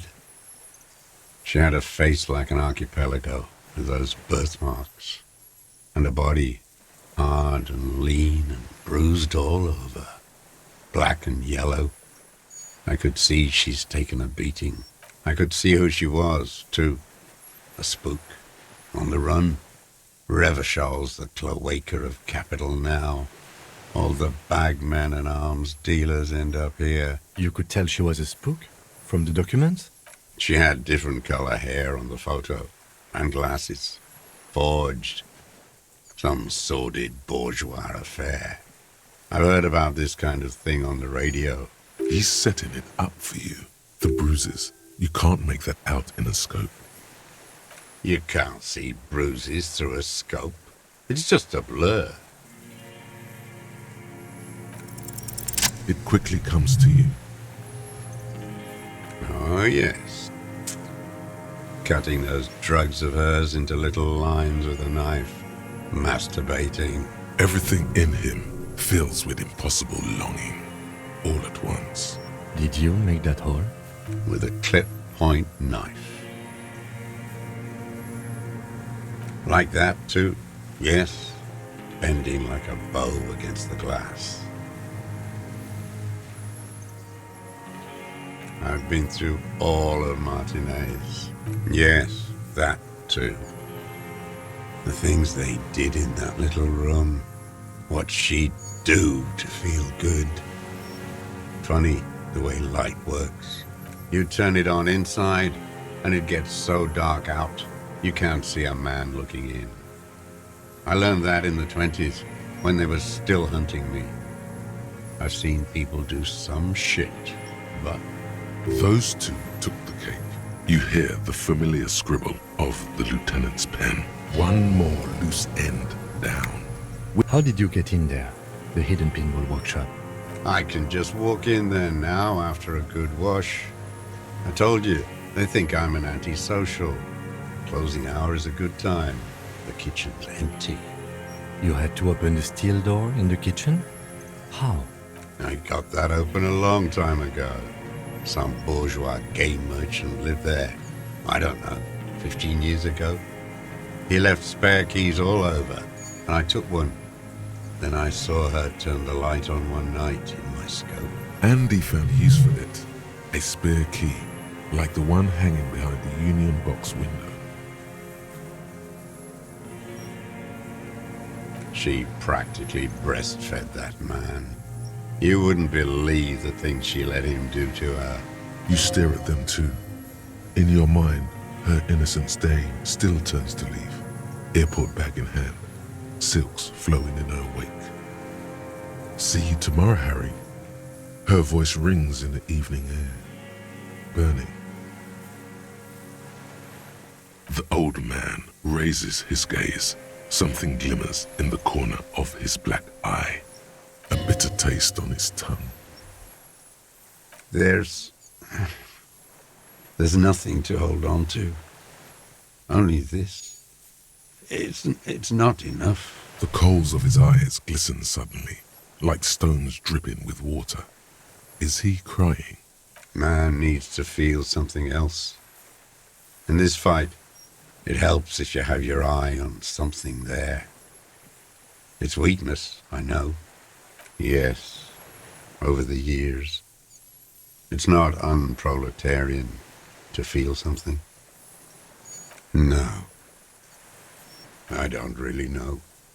I was there one night and she was crying, like a child, in the corner of her room on the floor, like she does sometimes, the day after I killed him. Yes, I don't know why I do the things I do anymore. Maybe, I told you, I have holes in my brain now. I wouldn't just sit here waiting for you. If you came 10 years ago, I would have killed you. In the silence, the lieutenant draws a line in his notes, then nods at you once more. One more down. Her. The lieutenant nods at you in acknowledgement. That's it. Motive. We have it. Where is she, that Clasier? I haven't seen her there for days. Gone. I knew it. She kept staring into the scope this last week at the island, like she knew. She'd look at night, crying or smoking on the roof, staring right into me. It doesn't matter. Midtown, across the Bay of Revachol, the oceanic wind washes 40-story towers. Above them, Lausanne Central Aerodrome, a cocoon suspended in the sky by a web of suspension wiring, encircled by hybrid aircraft. On the platform, a young woman is withdrawing from amphetamines, barbiturates, and alcohol. Yet still she smiles among the crowd, among the great ghosts of the city she's leaving. Smaller, distant, hidden, not like the great chandelier she sees sparkle in the night below her. Streetlights, towers, tenements, and water, and across it, a dark strip of ruins, barely visible if she didn't squint her eyes. There, on a dilapidated jetty in a nameless village, 2 police officers and 1 special consultant look across a narrow strip of sea. The ruins of a seafort stick out of the water, built by Philippe II, reappropriated by the Commune, then lost in the landing. He's there, doing what exactly, I don't know. Satellite Officer Vic Mayer points at the ruins. Behind that anti-aircraft something. That's why we can't see him. Special Consultant Heidelstein is optimistic. We'll see the boat when he comes. Let's go get a coffee until then. I know this interesting little place. Where? His voice trails off as the 3 walk down the jetty. As the men go, Patrol Officer Minnow looks back over her shoulder at the crumbling fortification like a rotten tooth rising out of the water. Good luck, Harry, she thinks. You need something good for this. We could get more. We've got him talking. Who knows what he's seen and done over the years? You could get more out of him. He likes talking. Enough. Take him in. Bend his arms behind his back and end this. A tragic comedy. Druggies, prostitutes, and rentiers. Specifically, the whole city is a charnel house, stripped clean and draped in neon. But Martinez is the worst. Because of the racists. Everyone is a racist in Martinez. It's their favorite thing to do in the whole world. Listening to race-themed radio shows. In the ruins, in their lorries, pumped full of steroids and Radio Revachol 92. Race this, race that. It's all sanctioned by that social democratic union and the farce of a social democrat who runs it. Yes, the fly larva in his container. He let some nihilistic advertising yuppies erect a statue of Philippe III, a syphilitic murderer, on the town square, to spit on the working class. Not since the serfs of ancient Pericarnassus has history produced a more inert social class than the Martinez proletariat. The rest of Revachol at least pretends to rebuild. These people still live in ruins, in tents, like animals, like those boom-boom morons on the ice. A pity they didn't drown in that tent of theirs. The worst of them is the blood-drenched Sucrion on her yacht, licking her lips. The old whore's gone now. Her gun-toting porcelain men are dead. So, actually, no. The worst is that old cop parading around in his uniform, throwing balls all day. It's not enough that the racists and liberals are dancing on our graves. The old loyalist ghouls still parade the ruins too. Every morning he's there, while the parasites he fought to protect are off in Ozon, or Koyamoran, or some other island they built their palaces on, feeding on drugs and having sex with their own children. That's all the rich really want. Sex with their own children. Throughout history, even the royal bloodline of the suzerain, it's all just an excuse for them to have sordid sex. At least that old cunt, Frisell, is now dead. We did good when we pushed him under the horse car, until, in the 30s, those disco whores. The disco whores are too much. Hatred shuts down his brain's language center. There was something about a statue and nihilistic advertising agency people might be worth investigating. Whores. Syphilis is a disease Philippe III contracted in a whorehouse. The statue is an abomination. The bacteria entered his brain and made him squander trillions on sparkling wine, cocainum, and monuments of himself. His son, Philip IV, the insane, contracted syphilis in the womb. That is technically possible, although Philippe III was not actually syphilitic. He was just mad. And he still went on to govern Revachol for 25 years. We lost 2 million lives toppling that mode of government. What a keen remark. Yes, it is, isn't it? It's still there. Do you know why?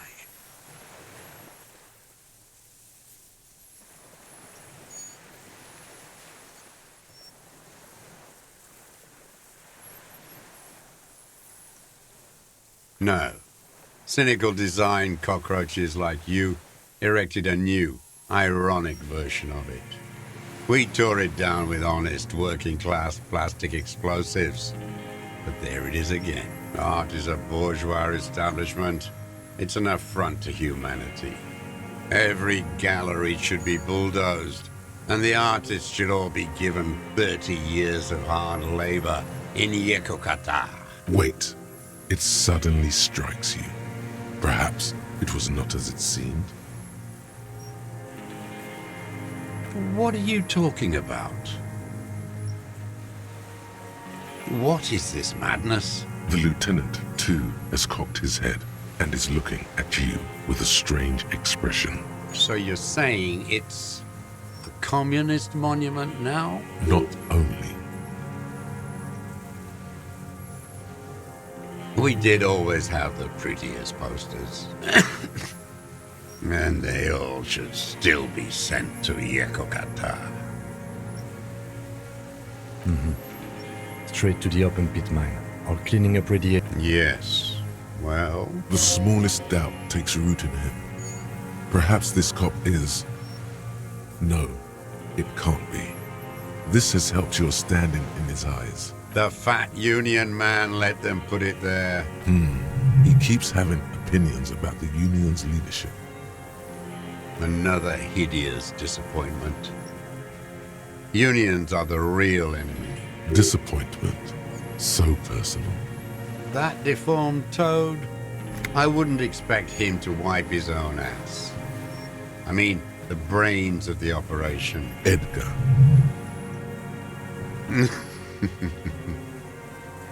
He talks a big game about uprising and social base.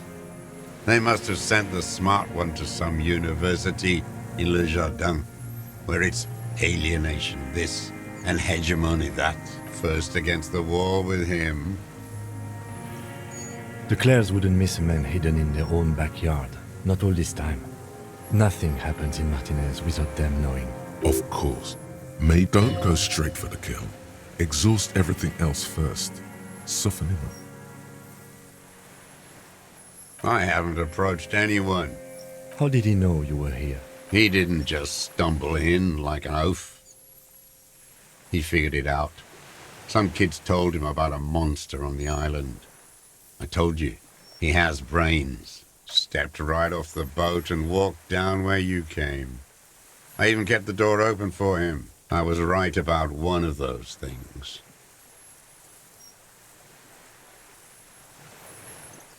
"20 years ago. Neither of them could walk now." That's around the time the Clares came to power. Edgar did the talking. Paid his respects like I were a fossil in a uniform. Offered platitudes about the struggle. Flaunted his pink degree. Even quoted Marzoff. Never trust a social democrat who quotes Marzoff. Oh, and charity, too. They love their charity. Offered me blankets and social housing. Let me be here. The ZOC is an unlawful successor of the Commune of Revachol. We took this fortification from the Loyalists. They let him be here. Understanding was a courtesy. But why such a courtesy? You know why I killed that fucker, Dwat. As to Edgar, I'm not doing anything for that swine again. Again? Tried teaching him some Marzovian socioeconomics. Okay, he didn't do the hang the man for them. But he's insinuating something. Every fucking morning for 34 years. Throwing that ball. One ball against the other. Royalist ghouls played like it was life itself. Click-clack across the water each day. And that uniform, like a parrot's plumage. I won't even mention that he's a traitor to his race. A Patank maniac race traitor. I remember him. I remember him from La Noce. Not him personally, his make and model. That one. Fat and plump, like a pheasant, just begging to be popped off. Calm down. I'm not angry. I adore him. He reminds me of everything we fought for. At least we killed that Visetto and his kingsman. Royalist ghouls played like I remember that fat and plump. Not yet. Save the treat for later? He is better. Hearing it may destabilize him. You sure you've gotten everything from him?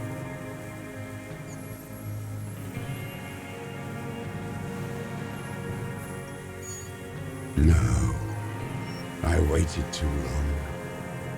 I waited too long and now he's dead? I'm sorry, Mr. Dross. I understand you knew him for a long time. They're all dead now. If he really wanted to kill him so bad, he would have done. There must have been 1,000 black days on these islands. His health ailing. All human beings care about each other. I cared for seeing his head. He reminded him of himself. The same hatred. The same. You tried to think of something else. But no. It's... And I blew them all. Fuck you. You think I haven't seen people die? It's all I've seen them do. Fuck and die. All the other plans we had, to love, to colonize the Pale, it's all fucked. He's not okay. This is just another black day in a row of black days. An idea told to him by grown-ups from radio towers and leaflets in beautiful print when he was still a teenager. Everything is possible if we fight. And then he lost it. So did they all. Oh no, the Connectampo, do something. Slap yourself in the head again. Jumpstart it. By God, we are on the edge. About this deal you made with Edgar. The death of the colonel mercenary was only coincidentally beneficial to the Clares. But what about the other people you've killed for them? Other people? Like the previous 4 women of the Union. That's it. That's what you weren't connecting yourself. I didn't fight 40 years to end up an informant for the international regime. What happened, happened. Still dumb. Your eyes are transfixed on his digit. It's yellow with nicotine. Before, when you asked him about the Union, he said it was a disappointment. They promised him something political. Look who's up. You're worse off than me. We will have plenty of time to talk about this, Mr. Dross, when you're in pre-detention. It takes years in pre-detention. Go ahead. I've been in solitary confinement my whole life. Ease off it. This was not an unmitigated disaster. The lieutenant mitigated it. Just proceed, calmly. Glad we talked about what?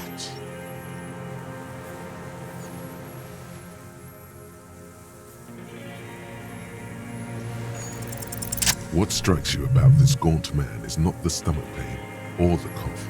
Indeed, he speaks fluidly. His movements are rapid, if erratic. It's a mystery. This animation comes at a cost too. Erratic hand gestures, thought processes cut off like threads as he just stares at the logs or the reeds.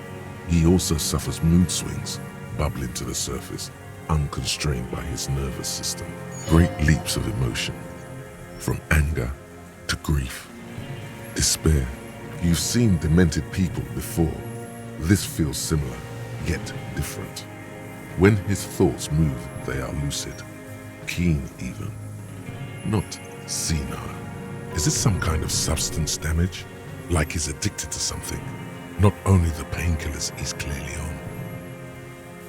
Perhaps, in summary, you sense some underlying... No. I won't be stuffed full of shit like the rest of this city. It's not a downer, rather an upper, judging by his snaps. Like some kind of decadent rock star.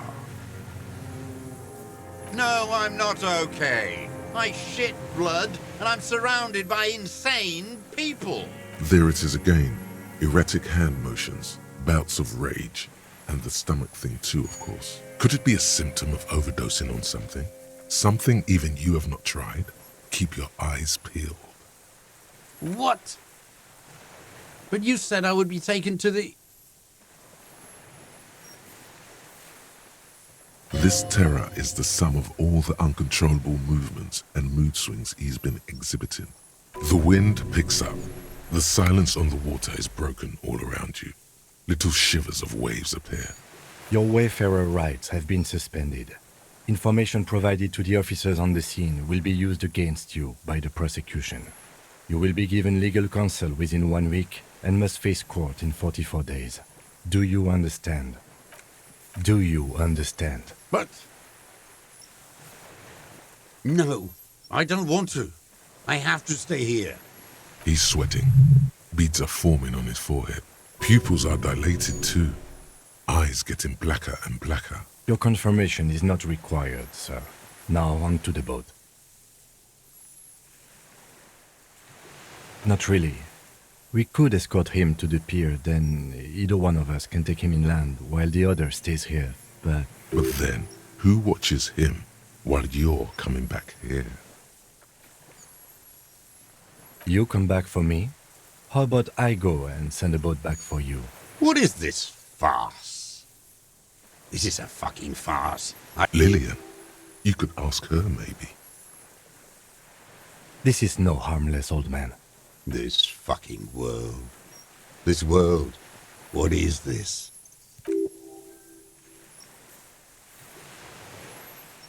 No, listen. Listen now.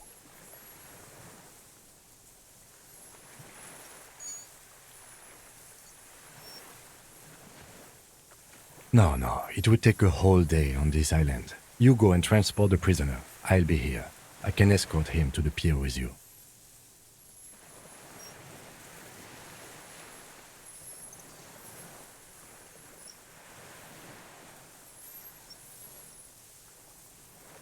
This world? What are you talking about? Is this us? The wind is cold. Your skin is crawling suddenly.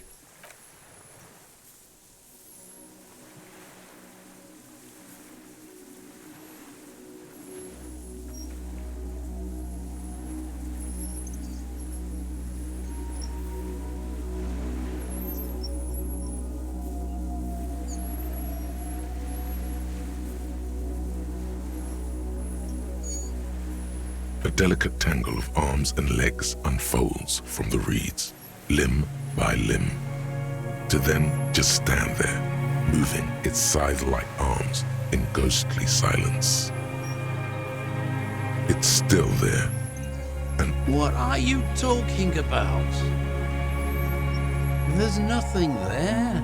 the stick insect is over 3 meters tall. It looks straight at you, with its tiny pinprick eyes and its grotesquely small head. You feel your legs shaking under you, and your gun hand rise instinctively.